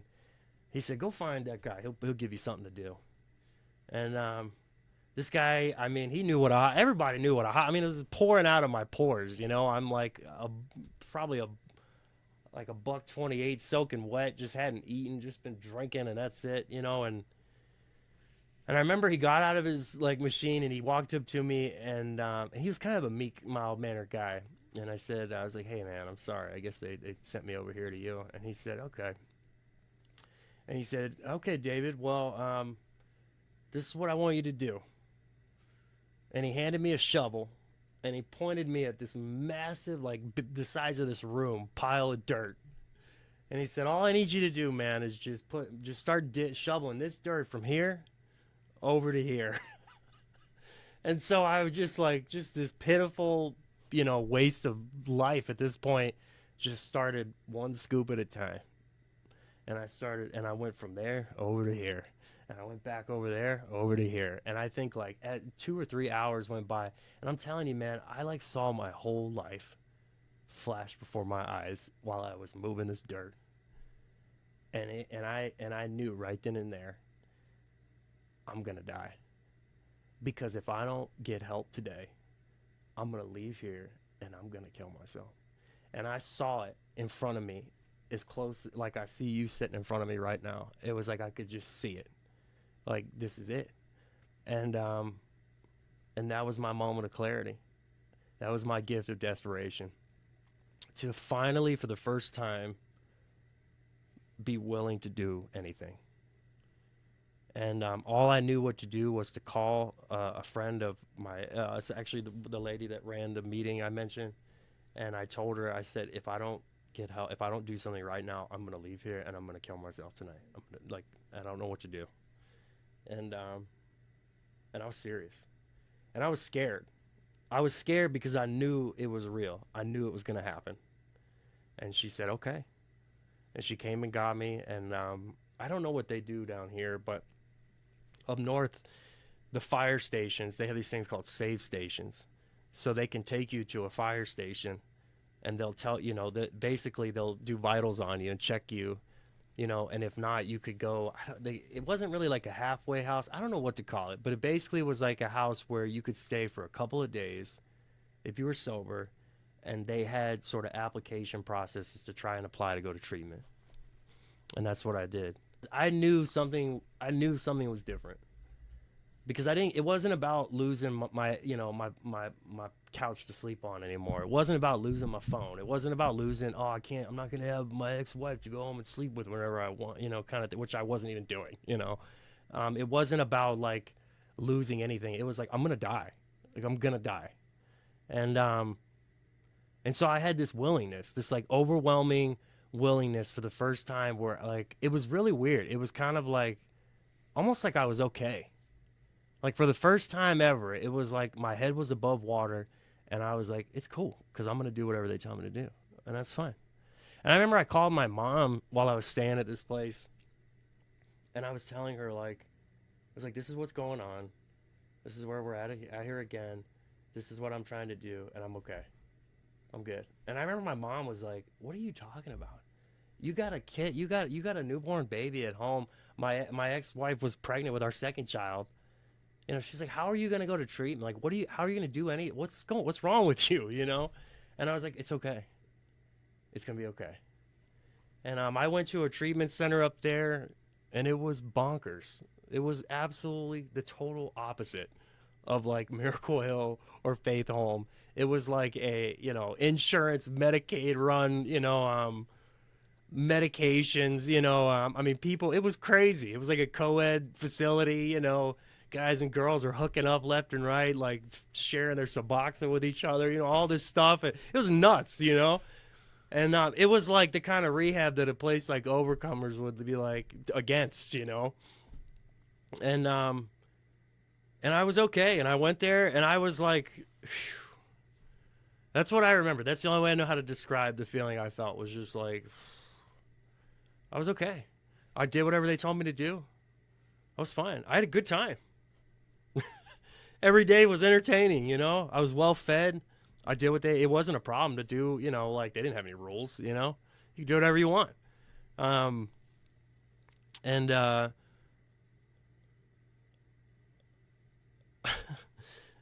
there was a girl that worked at the treatment center, and she said I was different. She said I was. Here we go. She said I was unique. You're different. I had a little southern drawl on me. Yeah. So I'd go get my meds from her, and she would say, "How you doing, David?" And I'd be like, "I'm all right." It was insane. And so in my mind, I had concocted this plan of, I heard about a sober house in the area, and she told me where she lived, which was also in the area, and so that was my plan. I was like, well, I'm gonna go to the sober house, and I'm gonna ride off into the sunset with my treatment worker girlfriend, Meanwhile, you have a wife with a kid. Yeah, I knew. I had also, that was the other thing too. Yeah, You see what I'm saying? absolutely. You Yeah. know, but at that point, you gotta understand. At that point, I was done.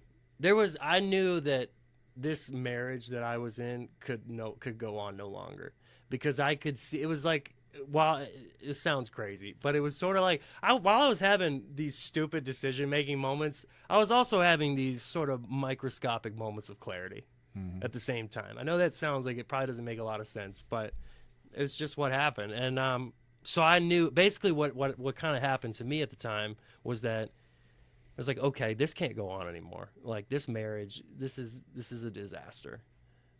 I can't tell you that I'm in love with you. I can't do this anymore. I can't go back to this thing. And at the same time, I also had this like sort of weird feeling of like, these people don't know me.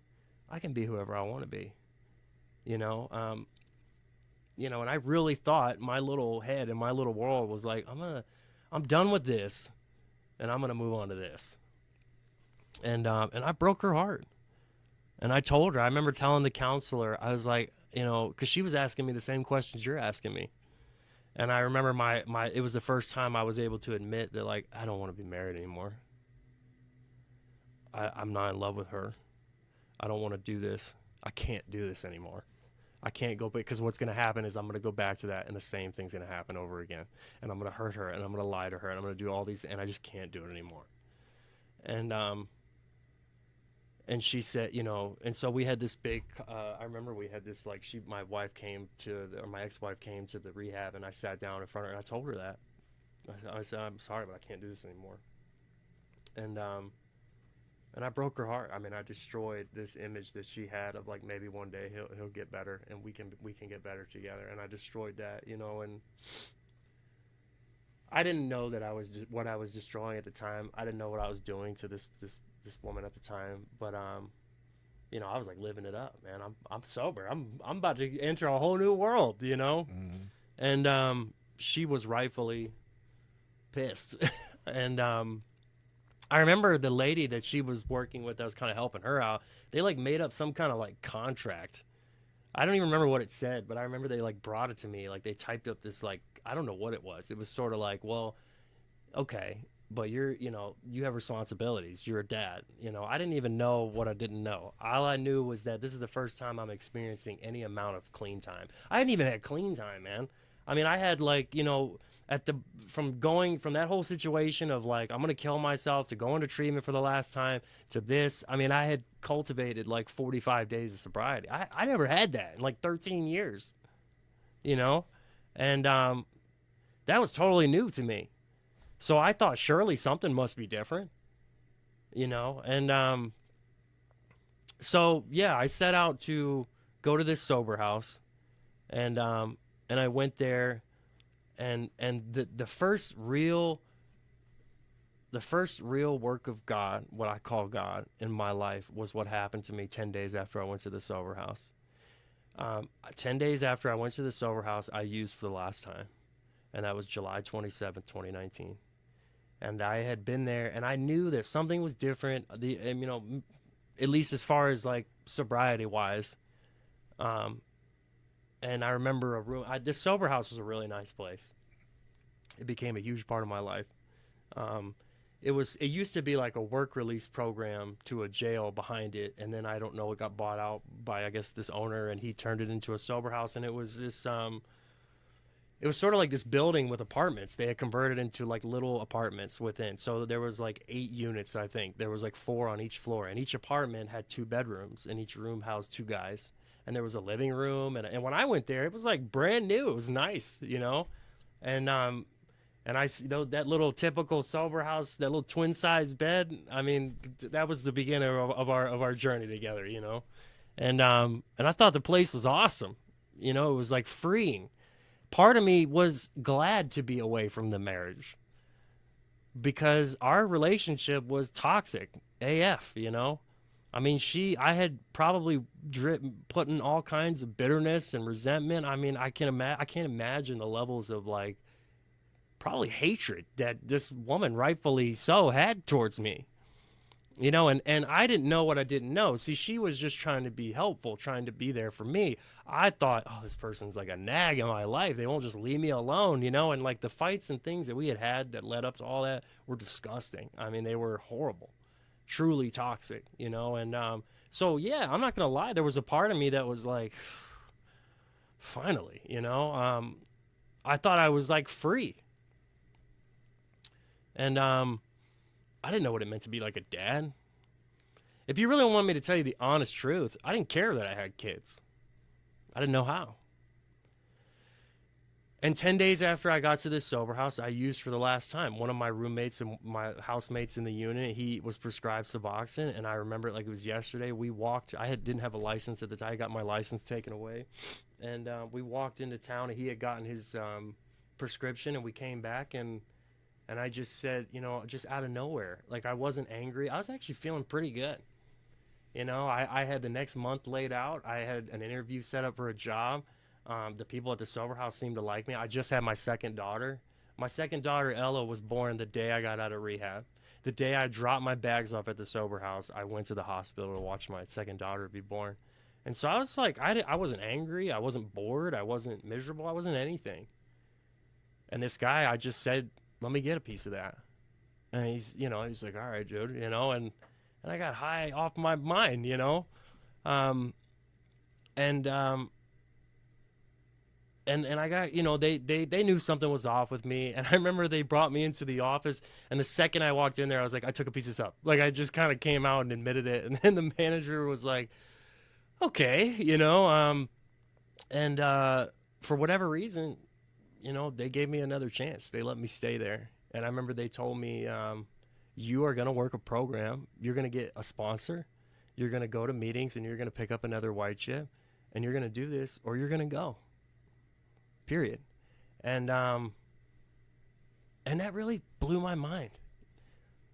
I couldn't understand, how did that happen? Like, how did I go from this like mind-altering, life-changing moment of like, I'm going to die, being truly willing to do anything, putting my best foot forward, and at least on some level making some better choices, and getting through treatment and getting in the sober house and having a little bit of sober time, which I know it wasn't a lot, but like 45 days was like, that was a lot to me, you know? I couldn't imagine getting 2 weeks, let alone 45 days, to just out of nowhere doing this. And that plagued me. That was like one of those first moments. I think that was my higher power that I called God at work in my life.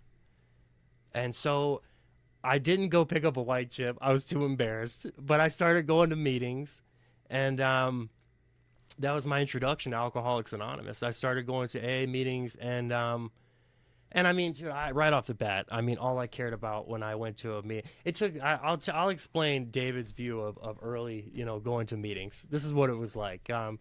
To go to an hour AA meeting, I had to start getting ready an hour and a half early, because you never know who's going to be there, And that's what it was, man. I would go to AA, and all I cared about was like, who's the prettiest girl in the room.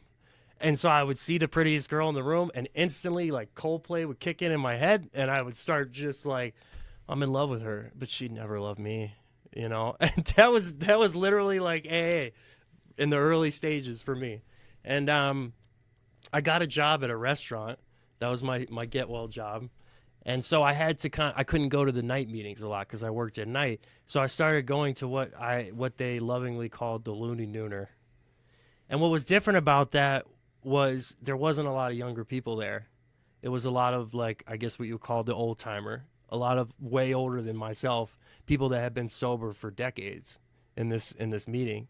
And I would just listen to what they would say at first, and it just, I don't know, something about it, it was like, that's me. And so that was the only reprieve I got from the nighttime AA David, the David who's got to like do his hair and like look cool and try to like catch a cigarette in his mouth and like, who am I going to fall in love with next? My only reprieve from that was going to this Looney Nooner meeting. And so I think some of what they were saying started to rub off on me a little bit. And I was like, they're talking about me. Like, this is me. And because I would go to that and they would talk about these things like being full of self and the different parts of ego, and that ego wasn't just about, and like what, worshiping things, idolizing things and people and places. And they would say these crazy things like, if you never have the first drink, man, you can't get drunk. And I'm like, like, really? Wow, I never thought of that, or and they loved me for me.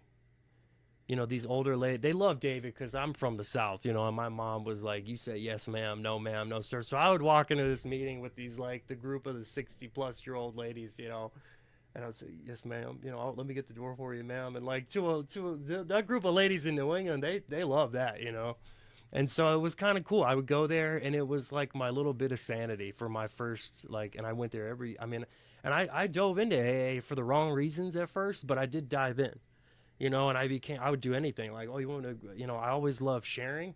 I don't know if you can tell with our time here, but I love talking, and I would, like, pick up chairs. I would stay late. I wanted to learn how to make coffee, and I would see the stair. And it was like the first time in my life I felt like I found a home where I could be, like, at least somewhat, some level, me. And it was okay that I was fucked up. It was okay that I was messed up. These people would laugh at stuff that, like, my parents, no one would ever laugh at.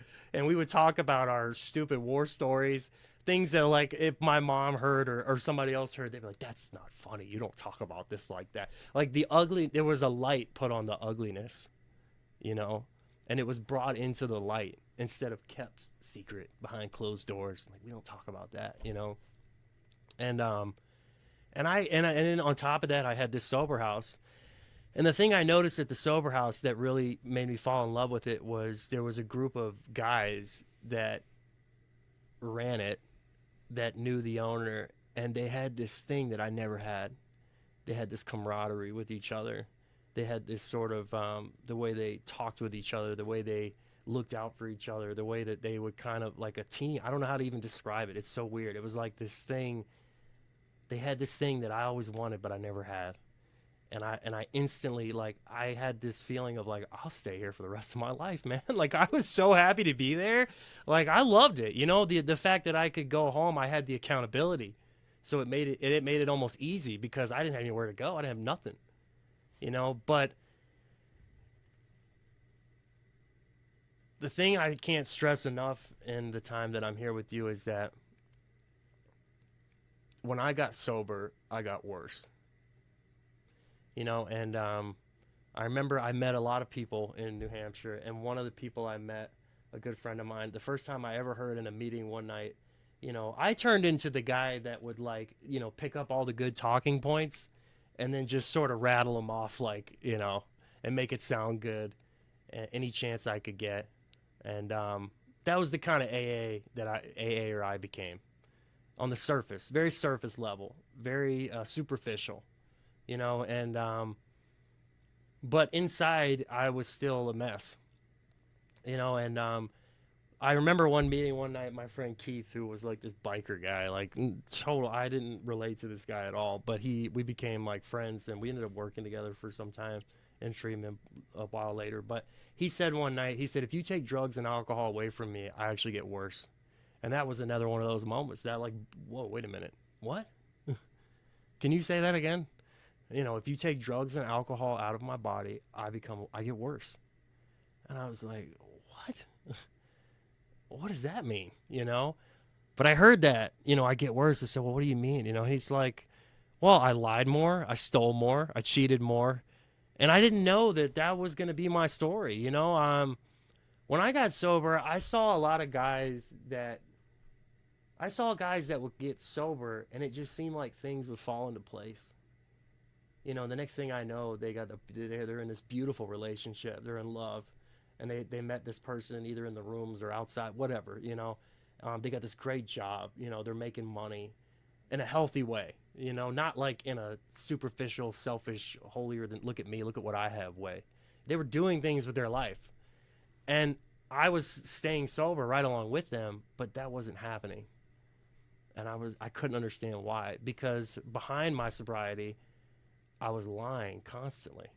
I was stealing constantly. I would tell you that the sky was red and, like, convince you it was true. I would go to Walmart and have money in my pocket, but, like, need some ibuprofen or whatever, something stupid like that, and I got to steal it,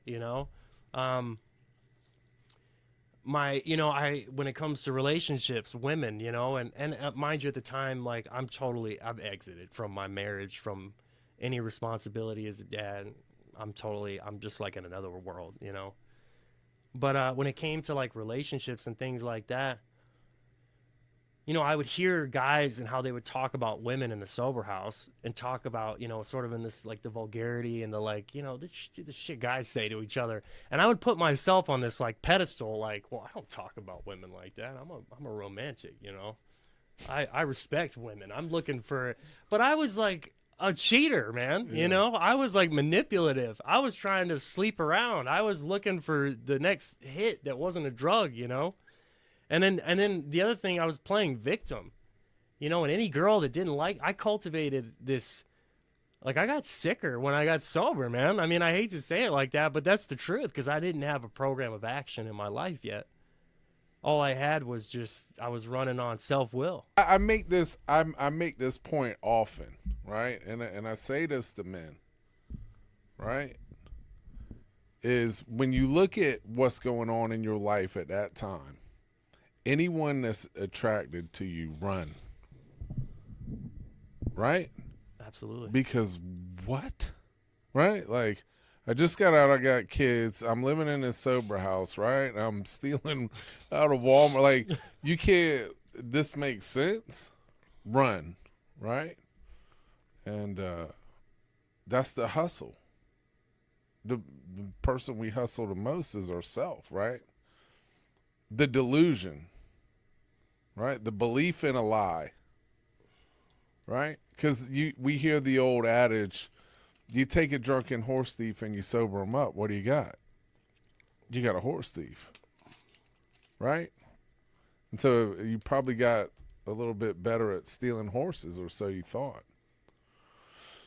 So did you ever experience any type of, was there ever an epiphany on that internal, right? Because I have a little experience with Alcoholics Anonymous and 12-step recovery, and I have a deep love and respect for that program. And they talk about this whole, right? And so there's a difference between, you know, not using drugs or not drinking and not using substances. And then we look at the emotional sobriety. When did the light go on for you in that, or has it? Are we still stealing and doing all of this stuff today, or what happened? A lot of pain, Tell me about that. a lot of self-inflicted pain, and a lot of harm in sobriety. And I try to talk about it when I can, because I don't think it gets talked about enough in the rooms that I've been into. And I don't say that to like preach on any level, because I know there are plenty of people that openly have experienced the same thing. But you know, I did not have a white light experience. I was not this person one minute and then this other person the next. And I am and will always be a work in progress. There's a lot of behaviors that I don't engage in anymore today, but I still have struggles, you know. But what happened, you know, so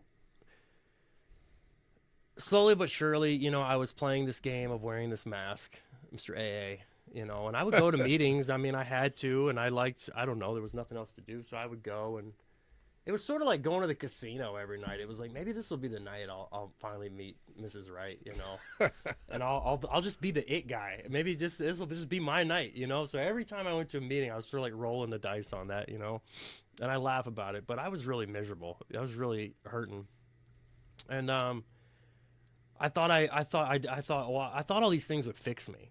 That's what it was. I thought that like nice toys would fix me. I thought that like tattoos would fix me. I thought a girl would fix me. I thought, oh, you know what? I need to go work in treatment. That'll fix me. I need to go be that guy. You know, be like Mr. Tony Robbins or something, you know. I'm going to go save everybody, you know. And so I fought hard to secure a job. So I stayed in the sober house long enough that they were like, well, screw it. We don't have anybody else. I mean, we got a couple of good ones. Maybe Rackley can help out a little bit here. They started calling me Dark Horse because I was a hot mess like 90% of the time. And then every so often, like randomly, I would come in clutch with like just something good out of pocket or something, you know, being helpful. You know, I had moments of, you know, the other side, I guess. But so I had built up what I thought was like this life. About halfway into sobriety, I was like coming up on three and a half years sober. Hold on, can I ask you a question? At 3.5 years sober, you're going into all of this stuff, but I mean, aren't y'all talking about like spiritual principles and this thing called God or a higher power? How does that fit into the lifestyle you're living? I mean, I had done, you know, as far as like working a program of the 12 steps, I had done that to the best of my ability. I tried. I really did. I was honest as I really was. You know, I sat down with a sponsor. I went through the big book of Alcoholics Anonymous. We went through the steps one at a time, you know, and I took a searching and fearless moral inventory. It took me a long time, you know, but it was honest.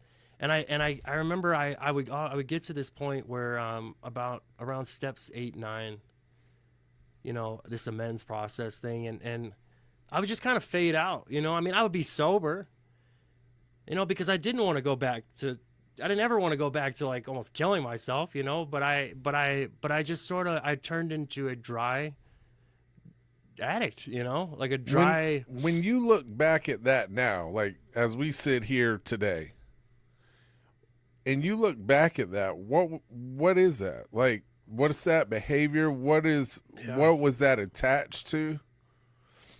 I'll expand. I've kind of run into some of this stuff myself, right? Because I can say it. You know what I'm saying? Like I have weaponized that book and made a lot of companies millions and millions and millions of dollars on the back of the big book of Alcoholics Anonymous to create recovery communities and recovery centers that pitch it and sell it and all of that. And I've done it to build my ego. I have, you know, like you say, the Tony Robbins thing. I know I can sit there and tell you everything that's wrong with you. but I can't follow a damn word of my own advice. Right? And I look back at that and it talks about the how and why of it. Quit playing God, it doesn't work. And I would look at this as what I realized in all of this is, see, I'm never, I know the third step prayer, but there was a time, right? Because I'm not the one white chip guy, and I had forgotten the seventh step prayer. And this may or may not make sense, but since this is kind of your journey, I think that it'd be something that I'm willing to be vulnerable and share. And this is what I thought, because part of my story is like I was definitely involved in drugs and alcohol and selling them and all of that. And just like with drug dealing is I knew where it was at. And so God, that power, whenever I was able to connect that dot, God's the plug, right? God's going to give me the power, but it's to do what I want. And when I look back at that, he gave me everything that I ever wanted, just to realize that that's not what I wanted, right? Like the pursuit of money, settling and not really taking time to get to know and having failed relationships. The whole ego thing and really looking at having to go back and look at what not having a father in my life, the impact that had, and being able to look at abandonment or fear of commitment or understanding intimacy. I couldn't do, you know what I'm saying? I was only able to do, I wouldn't even know where to begin to speak on that 10 years ago. Right? Because I've been around this thing a long time, and I've worked, and I can say some stuff, but I didn't have a relationship with the stuff that I was saying. Because I guess there is a part of us, we're actors. And so from your perspective, right? Because the thing that I see when I look at that is, yes, I wanted this, and all I could see was one little thin slice of what that was. I couldn't see everything else that came with it, right? And I can look back at that now and do my motivation checks and look at that and be honest, right? After the dust is settled and the fire is out, I can look and it's like, okay, let's really look at this stuff and see what was the driving factor, right? And this is the thing, the sexual instinct. I would justify, and this is the thing, I love to camp out in those rooms, right? Like I love being in it because it gave the wiggle room, because I've also done the church thing too, and I know what the church's stance is on sex. And the thing is that doesn't go with me, right? And so I could use some of the literature, right? As we're not an arbiter, we don't give any advice, right? Like, it's like, hey, yeah, see, you can do, like, it's up to me, right? On how I want to use, or should I say misuse, my sexual instinct, right? Or looking at the security aspect and how much material security drove me, because I was so emotionally insecure that if I didn't have money, you wouldn't like me. And how these things were tied to that. I couldn't understand that then. So you know what was going on at that time, and you've been around this thing for quite some time now. When you look back at that, in that context, what does that mean to you? What were some of the things that was going on? I think the only way I could really answer that is just tell you what happened, Yeah, it was sort of like just reaching and gasping for straws constantly to feel, whether it be a sexual encounter with someone, whether it be a new, like, watch or game or whatever, whether it be like, the masks I would put on working in treatment or going to AA, the phone calls to my loved one, my mom, whatever. I fed on that for a long time in sobriety to an extreme extent. Were you happy? No, I was miserable, constantly miserable, but I didn't know that I was miserable, you see. And what happened was, eventually I did reach a point where I thought I had arrived. I really thought okay, this is my time now. And so I was about 3 years sober, and maybe a little before, maybe a little after. And I had a job in treatment. Not only that, I had been given an opportunity of having like an office. Like I was doing like admissions, which I was terrible at, by the way. I had been given an opportunity to manage a sober house, which other than one period of time, I was also terrible at, like really bad. And I had moved into my very own apartment for the first time, which I hadn't had my own space. The last time I had my own space was all the way back in Hickory, North Carolina. Yeah. And so not only that, but I was okay. I thought I was okay. And then I met someone that actually became a huge lesson in my life. And I did meet a girl. I wanted to meet. I had these grand intentions. I always wanted good things. Like I wanted to meet somebody that cares about other people more than they care about themselves. I wanted to meet someone that loved me for me, all the flaws and all. I wanted to meet someone that liked things that I liked, that I could go on this grand adventure with. And I did. I did meet someone like that. And I met someone at the height of this, about 3 years sober. I met someone that for the first time in my life, it was probably the first time I ever could start an honest relationship with someone. Started that way. Started from a place of purity and honesty. And I was going to a meeting in town that was a hybrid meeting, and they would have Zoom on a screen and then people there, and there was a girl there, and I didn't really think much of it. It wasn't like one of those times where, because I just assumed like, I'll never meet this person. They're like on a screen somewhere, and I had social media at the time, which is something I don't have in my life anymore. But at the time, I lived on social media, dude. As I'm sure anybody can attest to. My persona was I'm James Dean, dude. You know what I mean? I'm Mr. Old. All my pictures were like cocked to the side so you could see my part line. You know what I'm saying? Just stupid, And anyway, and I remember I was on the Facebook dating and just kind of swiping through, and I saw this girl, and I didn't think anything of it. I remember because at this point, my issues of relationships, I had cultivated a very distorted and twisted, complex view of women. I was very bitter, and I'm not going to say that I've been like absolutely perfect with that complex, that thinking, but it was really like it was like on steroids level bad back then. It was like I hated women because I thought they hated me.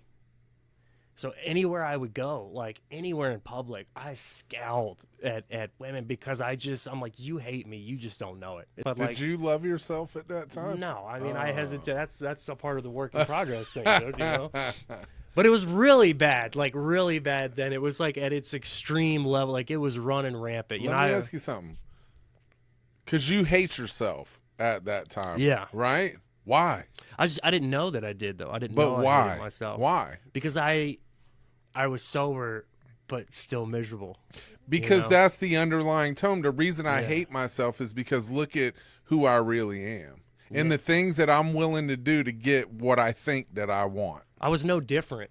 I was sober, but nothing changed. Yeah. I was literally the same guy. In fact, in a lot of ways, worse. That's why I tell people, man, listen, and this may come across that high, I don't give a fuck whether people use drugs or not. No, I understand. And that takes it for so many reasons. Like you talked about the shame of I'm not going to get a chip. Like, oh, man, I'm so over. Because I know that place. If you can just be the best version of yourself and happy with the person that's looking back at you, man, that's all I'm trying to help somebody do. I don't care about that, right? And I know a lot of people that maybe have a lot of time that, man, that's some serious, you know what I'm like, we can be miserable. I mean, I could go down that rabbit hole forever. But is it fair to say that at that time you probably hated yourself? Absolutely.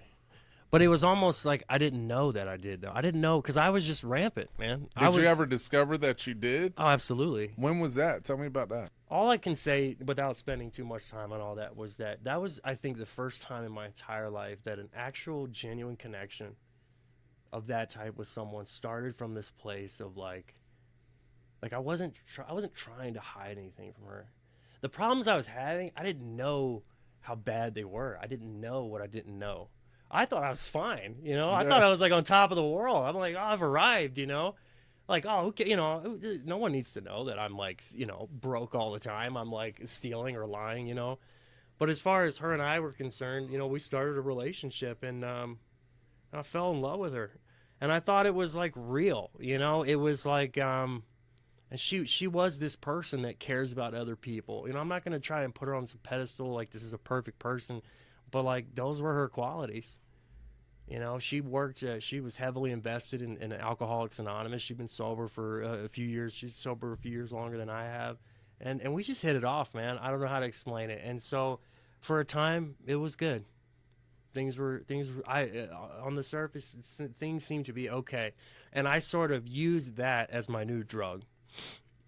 And so I found myself stopping doing some other things because I started to realize, well, this girl can't find out that I like fucking steal nose spray from Walmart, bro. You know what I mean? Like, she can't find out about that, you know. And but I can only keep that facade on for so long, and to lead to answer your, you know, your question, like what led to me discovering like how unhappy and miserable I was I destroyed everything, sober, completely sober, not on medication of any kind. I was so wrapped up in this treatment job that I wasn't going to AA. I wasn't going to meetings, but I would like occasionally run into somebody I knew from there. Oh yeah, I'm doing good. I'm fine. You know, I could talk a really good game. And I cheated on her and I lied to her, and I couldn't live with that. I could not live with myself with that. And I began to like cultivate this idea that she was somehow the problem. Because, you know, this person who actually cared about me and loved me, and for the first time I actually had a genuine connection with, that wasn't built off of some like 10 months like, hey, let's get married. You know, this was like real, deep, you know, meaningful. And here I was like, I don't want to talk to you right now. I'm playing COD with the boys. You know what I'm saying? I'm trying to drop into some war zone. I don't have time to FaceTime my girlfriend that seems to actually care about me. You know, and this went on for a while, you know, and but the way our relationship worked, because it was on some level long distance, you know, I would go stay with her one weekend or so, and then she would come stay, bring her boys with me, and I just couldn't keep up the facade, you know. And I think the signs for her were there that like something's off with David. I don't think he's really like, you know, I don't think this dude's happy. Like I think this guy's like, this dude's a mess, you know, and I mean, without spending too much time all wrapped up in all that, it just tanked, you know. I lied to her. I cheated on her. She had enough of my crap. And she had a lot of good friends that were like mutual connections that I knew as well that were like, get away from this guy. She was looking at houses where I lived. Like we were talking about, we wanted to get married. We wanted to have a baby together. I mean, I really thought I loved her, you know. And I think on some level, like I did, but you know what I mean. And she was like looking at like making these massive changes in her, not only her life but her two kids' lives for me, you know. And so anyway, it all led to a you know, like it just was a snowball getting tossed into hell. And she had enough, man. And like I did one thing too many, and I actually stole from her financially a couple of times. And she discovered it and called me out on it. I lied about it. And then she said, this is over. This has to stop. And this was like, we had been together for about 2 years, I think. I think that's right, give or take. And I'm like, you know, 4. So I think it was like 3 to like year 5 of sobriety, somewhere in that time frame. And all the while, man, I'm sober. I'm sitting here thinking like, what is going on? This is not the other stories I'm hearing about in these meetings, man. I was bitter at AA. I hated AA. I would do it, you know, and I had like worked the steps. At least I thought, you know, to the best of my ability. You know, like I did the work, but there was no real fruits coming from that labor. You know what I mean? And so I just was it was just sort of I resigned myself to like, this is all bullshit, man. This isn't real. These people that come to these meetings and they tell these stories about this life second to none. This is fake. because this isn't real, you know, and I really believe that. Like I really like I would bet my life on that. You're like, fuck this. I gotta go get some nose spray. Whatever, dude. Whatever. I gotta go steal something. Yeah, you go know? steal something. Dude. You know what I mean? Like, I get it, man. I get it. And so it all came crashing down. And then when that relationship ended, you know, the job, I couldn't. I went insane. I literally went insane, manically insane for a substantial amount of time. And How long? months. Yeah. I mean months. I mean, the things I did. I did some crazy shit, like just insane. I stalked, like the stalking, like the freaking out, the desperate to get her back. I'll do anything. I had so I had a new sponsor at the time, actually somebody who became a huge part of my life. His name is Doug Farrell. Sorry, Doug, I hope you don't mind, but and his sponsor, well at the time, my grand sponsor is his name's Bob Darrell.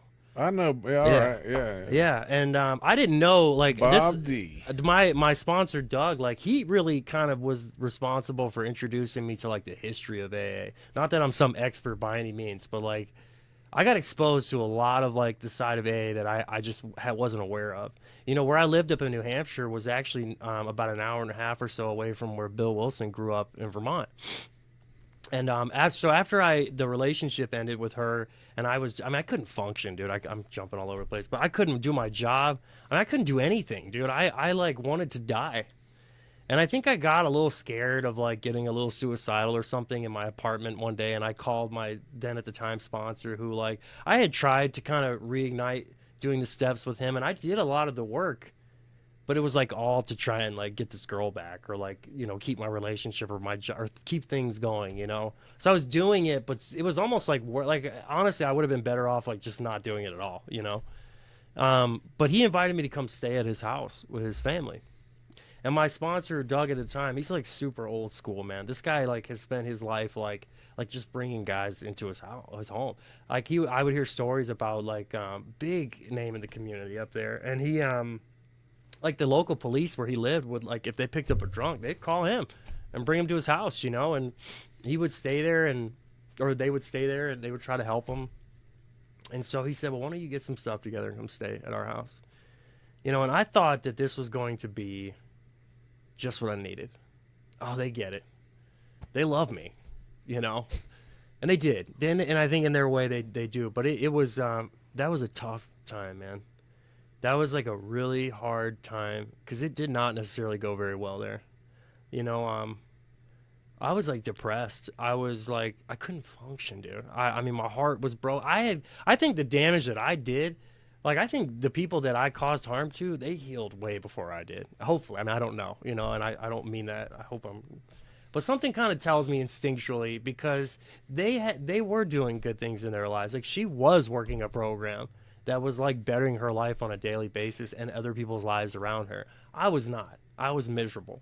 You know, and my sponsor at the time, Doug, tried to tell me these things, and he tried to explain them to me. And, you know, I mean, that's where I got introduced to Bob D, like his speaker tapes and that sort of thing. And I loved listening to that stuff because that's me.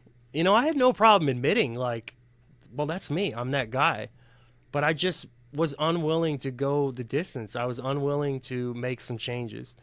So I had to go back to some basics, and I spent a long time in sobriety up in New Hampshire, even before moving here, just miserable, just dry, like just kind of over it all, like kind of checked out. And they let me stay at their house for a period of time, and I lost my job in treatment due to some things, and I had nothing. I was broke. I had a car and like a few bucks in my pocket. And these people, you know, they lived a lot differently than I did.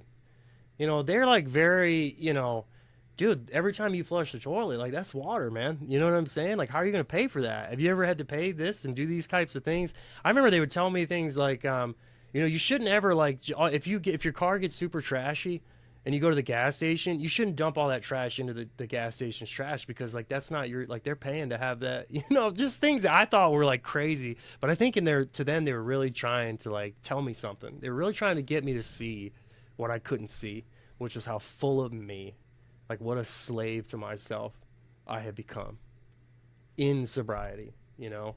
And I just couldn't see it. And unfortunately, it got to a point there where, you know, they very kindly, you know, I guess I will tell you one story too. One thing that really, I got a chance to go to Bob or Bill Wilson's house property up there, and I got to tell you, man, dude, I don't care what you believe in, dude. There is like something holy at that going on there. Like I thought I should like take my shoes off when we got there. Like I'm serious. There's something going on there, and it's like I guess it's like a little bit of a motel they have, and there's like a cemetery across the street where he's buried, and people like leave their medallions on the tombstone, and Bob D was putting on like a retreat there, and I went there with my sponsor at the time there one day, and man, Bob D, dude, that guy. I mean, I think within like 10 minutes of him talking, I was like bawling my eyes out. I remember my friend, or there's my ex sponsor's stepson at the time was there with us, and he walked by, and I had just been like just staring up at this guy, listening to him talk, and he walked by, and he goes, he's like, "Man, what are you tired or something?" And I started bawling I'm like, "No, I can't talk, dude. I'm like dismayed at what's being told to me right now," and and I think eventually it got to a point with my sponsor and his family that they I think they just saw that they had helped me the best they could, and that it was time for David to like fly the nest, you know. And I was resentful at that for a long time.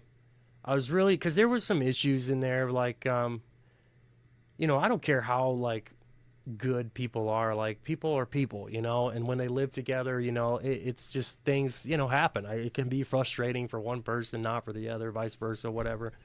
And so I had gotten kind of in a way bailed out. I had been given some help through family and to get started in an apartment, and I just went and lived in this apartment in New Hampshire, and I ended up getting a job working with children that have autism, and I just went and did that job, miserable, and went home and just drowned it out in the TV every night, night after night. Occasionally, I'd pop into a meeting here and there, super angry and bitter at my sponsor and some of his family, just like super resentful, and just like, you know what, the hell with it all, dude. But I'm not gonna relent. Like I refuse to give up this sobriety. Um, I refuse to go back out. I didn't even want to go back out. You know, I'll tell you the truth, honestly. And I don't know if people believe me when I say this or not, but like, on God, man, like from the time that I got sober, from July 27, 2019, the obsession to use drugs and alcohol was removed from me.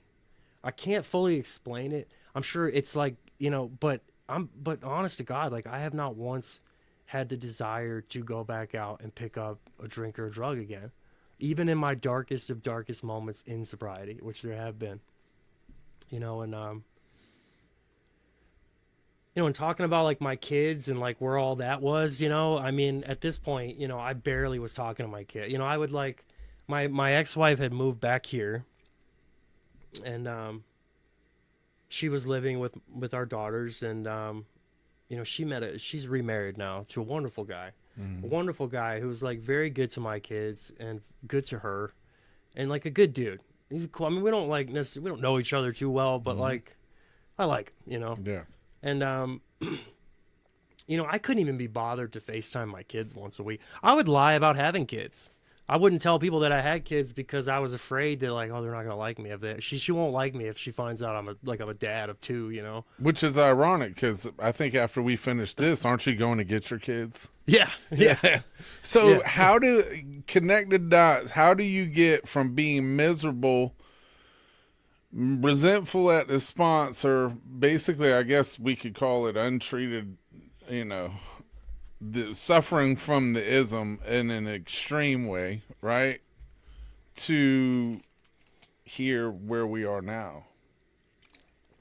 So the you know, I was living in this apartment up north, and I actually like managed to survive paying my bills and not stealing from Walmart anymore.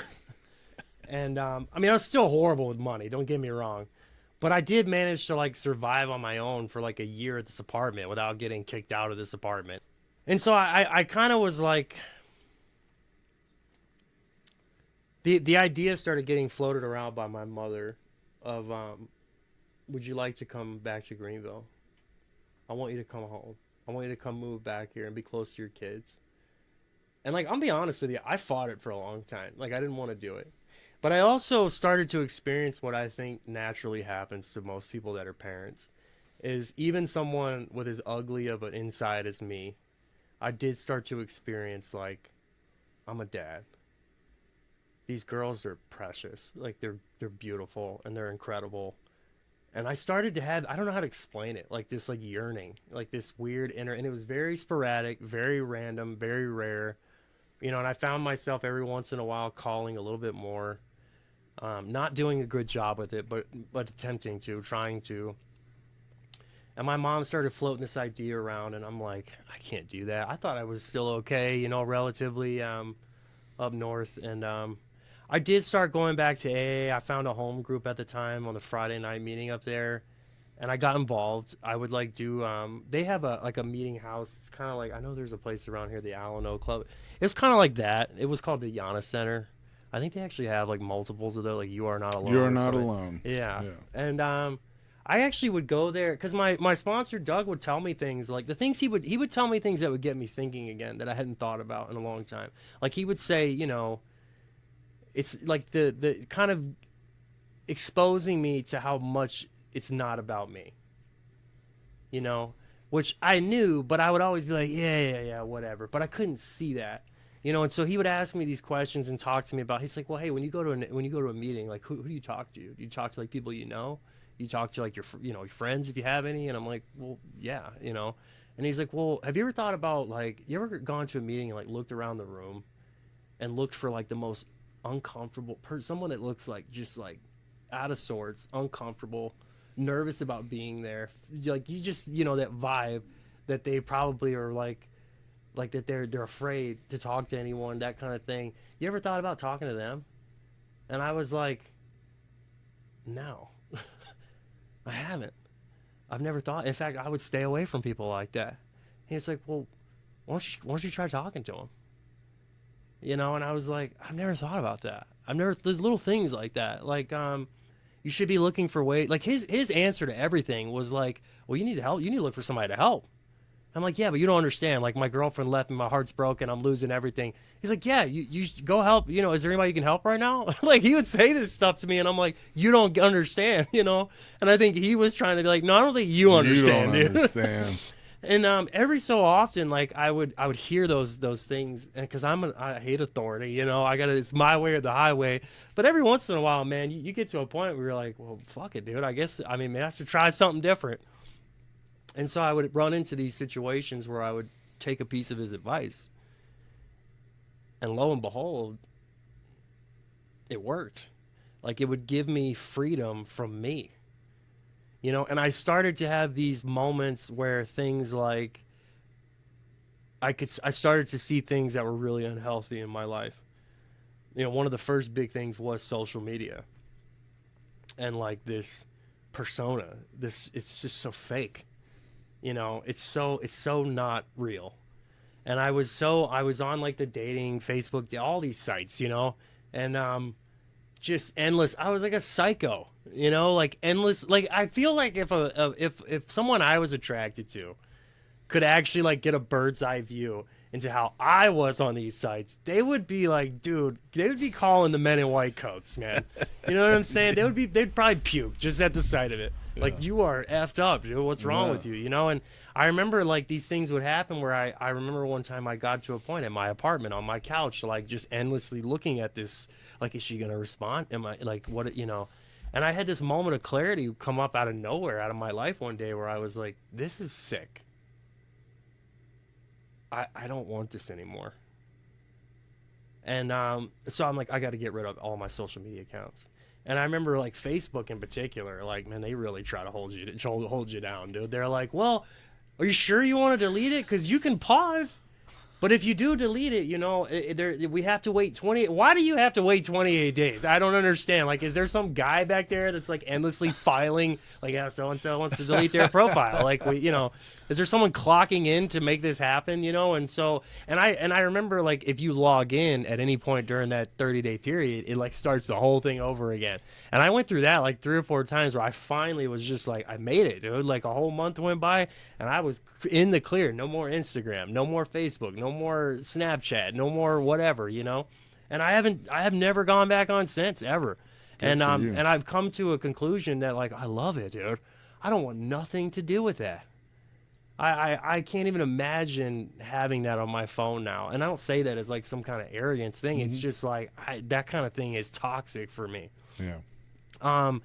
Healthy, which I'm not doing 100% great on nowadays, but I had like a similar experience happen with the way I was eating, like the way I was treating my body. I'm not gonna lie to you, like it hasn't been perfect, man.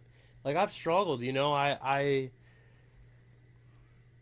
it is like damn Lord of the Rings, Like there's just like that hole in me that like is constantly trying to be filled with something. Whether it's like, and people don't understand. Like people, I don't say that as a knock on them. Like I wish I didn't understand, dude. I wish I didn't. I wish I like had no concept of this crap in my mind.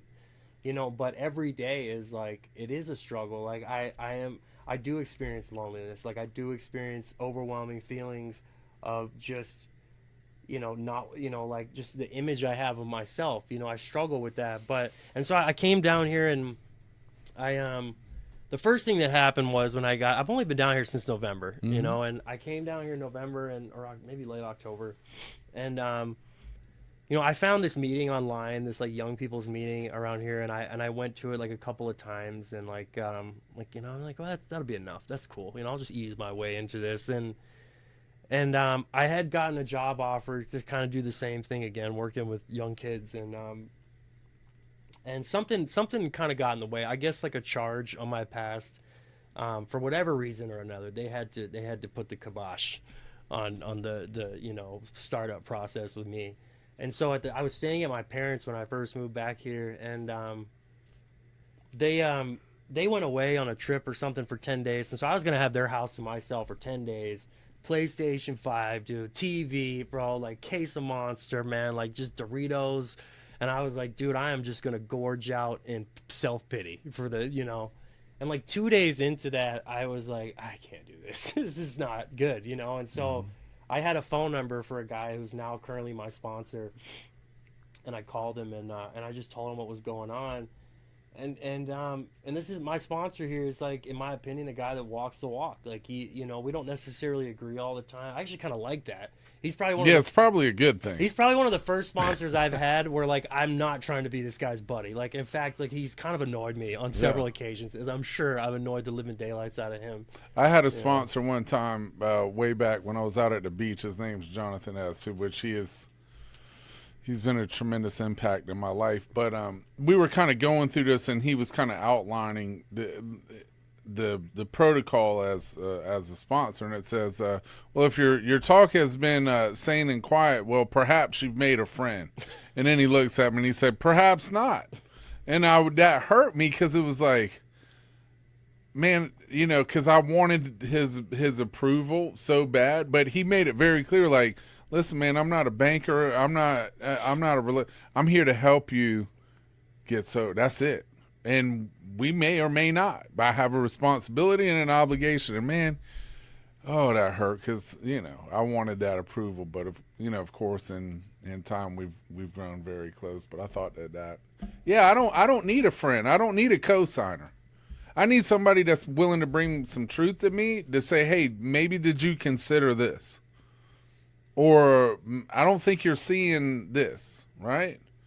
And having the willingness to lay that stuff on the line for them and receive that feedback. As somebody who's not a one and done guy, who's had very public kind of returns to use in years past, it was one of those things where I don't play games with it anymore, man. Like I'm gonna lay it out, and the thing that I invite and I accept is when they tell me something, then I'm listening. I'm not I'm not going to try to rationalize. I'm not in the business of justifying or minimizing. When they tell me something, I trust them enough that be like, you know what? I'm not trying I'm not trying to finagle stuff anyway, because if I do, that's when I find myself, because this thing is subtle. There's a line in that book that you're talking about. It's in a chapter called Freedom from Bondage. And it says, happy are ye who know these things and do them. For the only problem that I have now is when I break out in a rash of self-will. See, I got this disease of self, of me trying to fulfill my own instincts, of me. And I've got the disease of more money, more thing. You know what I'm saying? More attention, more. And it'll kill you, And I can be in a room with 300 people and feel absolutely alone whenever I'm off kilter from a spiritual perspective. And I'll share this with you because I think it's important. And typically people who are in the same space as me, there's some of these things that I think are important. There's a reading by G.D. Watson, one of my best friends, Jonathan Martinez, and I'm saying this publicly. I have a lot of people that I work with. Others may, but you cannot. And I say this, I'm blessed with a curse, and maybe you are too. God loves you so much, he's going to force you to seek him. If not, you're a dead man. Because what he's got in store for you can't be done by you. It can only be done through you. And so other people can pull strings or play games with spirituality and honesty and integrity and principled living. I can't. I've tried it.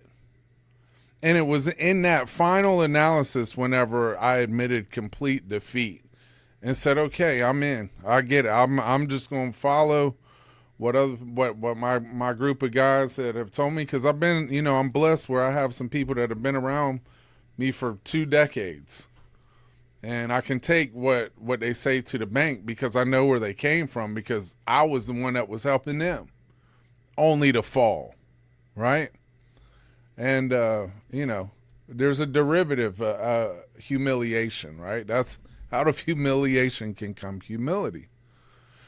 So I share that with you because I have a feeling that, as we encounter, we're doing this podcast, but this is just the beginning of some incredible things. And people who are listening here is, don't fool yourself about the value of the things that you're trying to get away with, right? Because it talks about stop fighting, right? Some of these things, I think from an emotional standpoint, I had to bottom out with, right? Because I've experienced all the ups and downs, and it's not really about me. But till I got to the point that the most important thing is that relationship.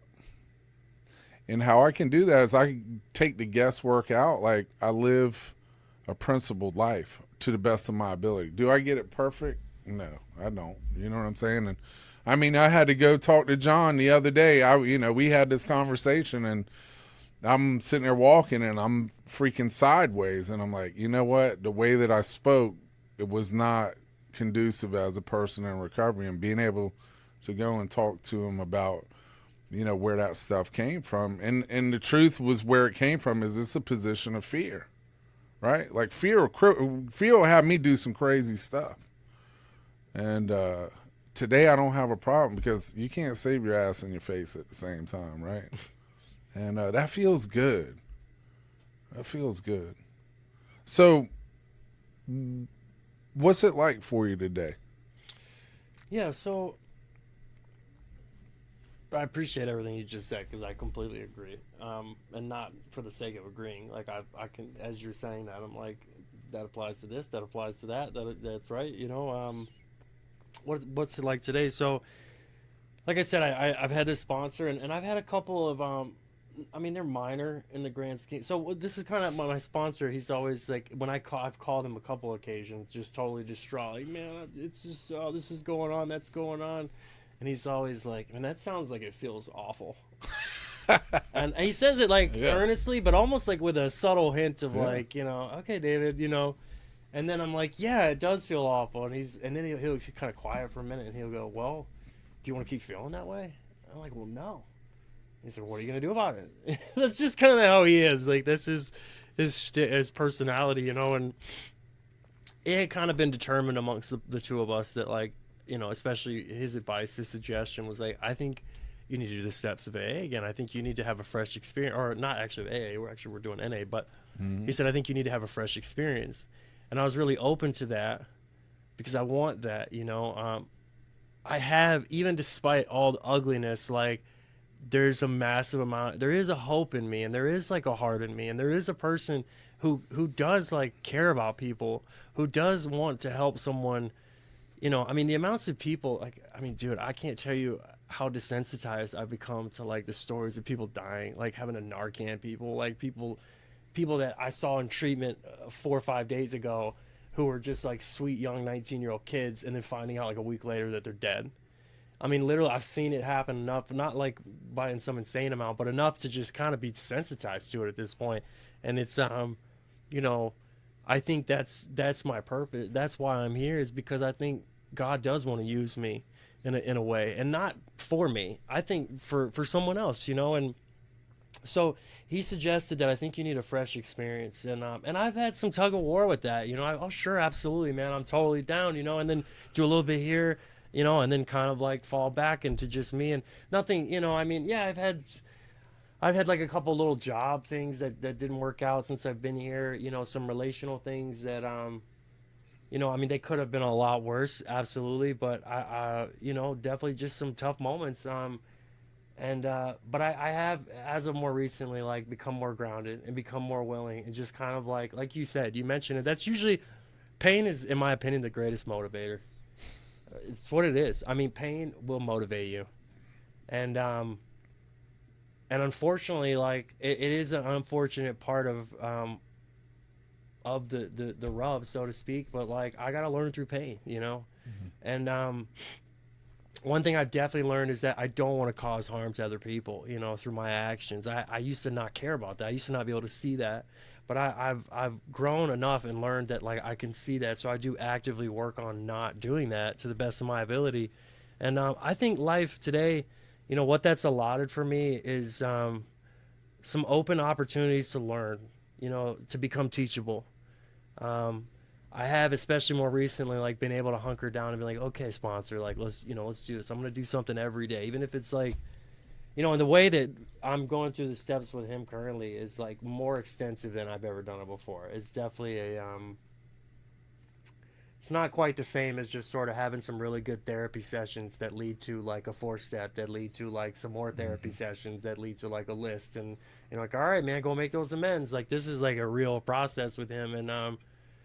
And some days, like, I've had some moments where I feel really like convicted. I want to do as much as I can. I actually sit down, dedicate a lot of time. And some days, dude, I can't even like, it takes everything in my being just to answer one question out of a workbook. Yeah. But I've been like, the things that have happened in my life that I guess I'll kind of like end with, so to speak, that, dude, I've been able to cultivate a relationship with my daughters today. I've been able to like start, like, I've been able to start cultivating like a real connection with them. Not perfectly, mind you. I'm not a perfect person, dude. I don't always call when I should, but I try to consistently like do what I've agreed to do with their mom, as far as like our arrangement with when I have them. I do have a job in treatment today that I actually do like, contrary to John's probably belief back there, or anyone else's belief. I'm not always the most like happiest go lucky of looking people, but deep down, like, it's the first time in a long time I've like been excited to get up in the morning and go up there. I haven't had that for a really long time. And I like going there, and I've come to the understanding of what a victim I've played in my life. So I don't perceive everyone around me as like, I gotta hate you because you hate me. So I gotta hate you first before your hatred gets to me. And you just don't know that you hate me yet. Like, I've really been working on that. And so that I'm not so quick to, I've been able to, like, what that looks like is I can actually see good things happen for people and actually be like, that's awesome.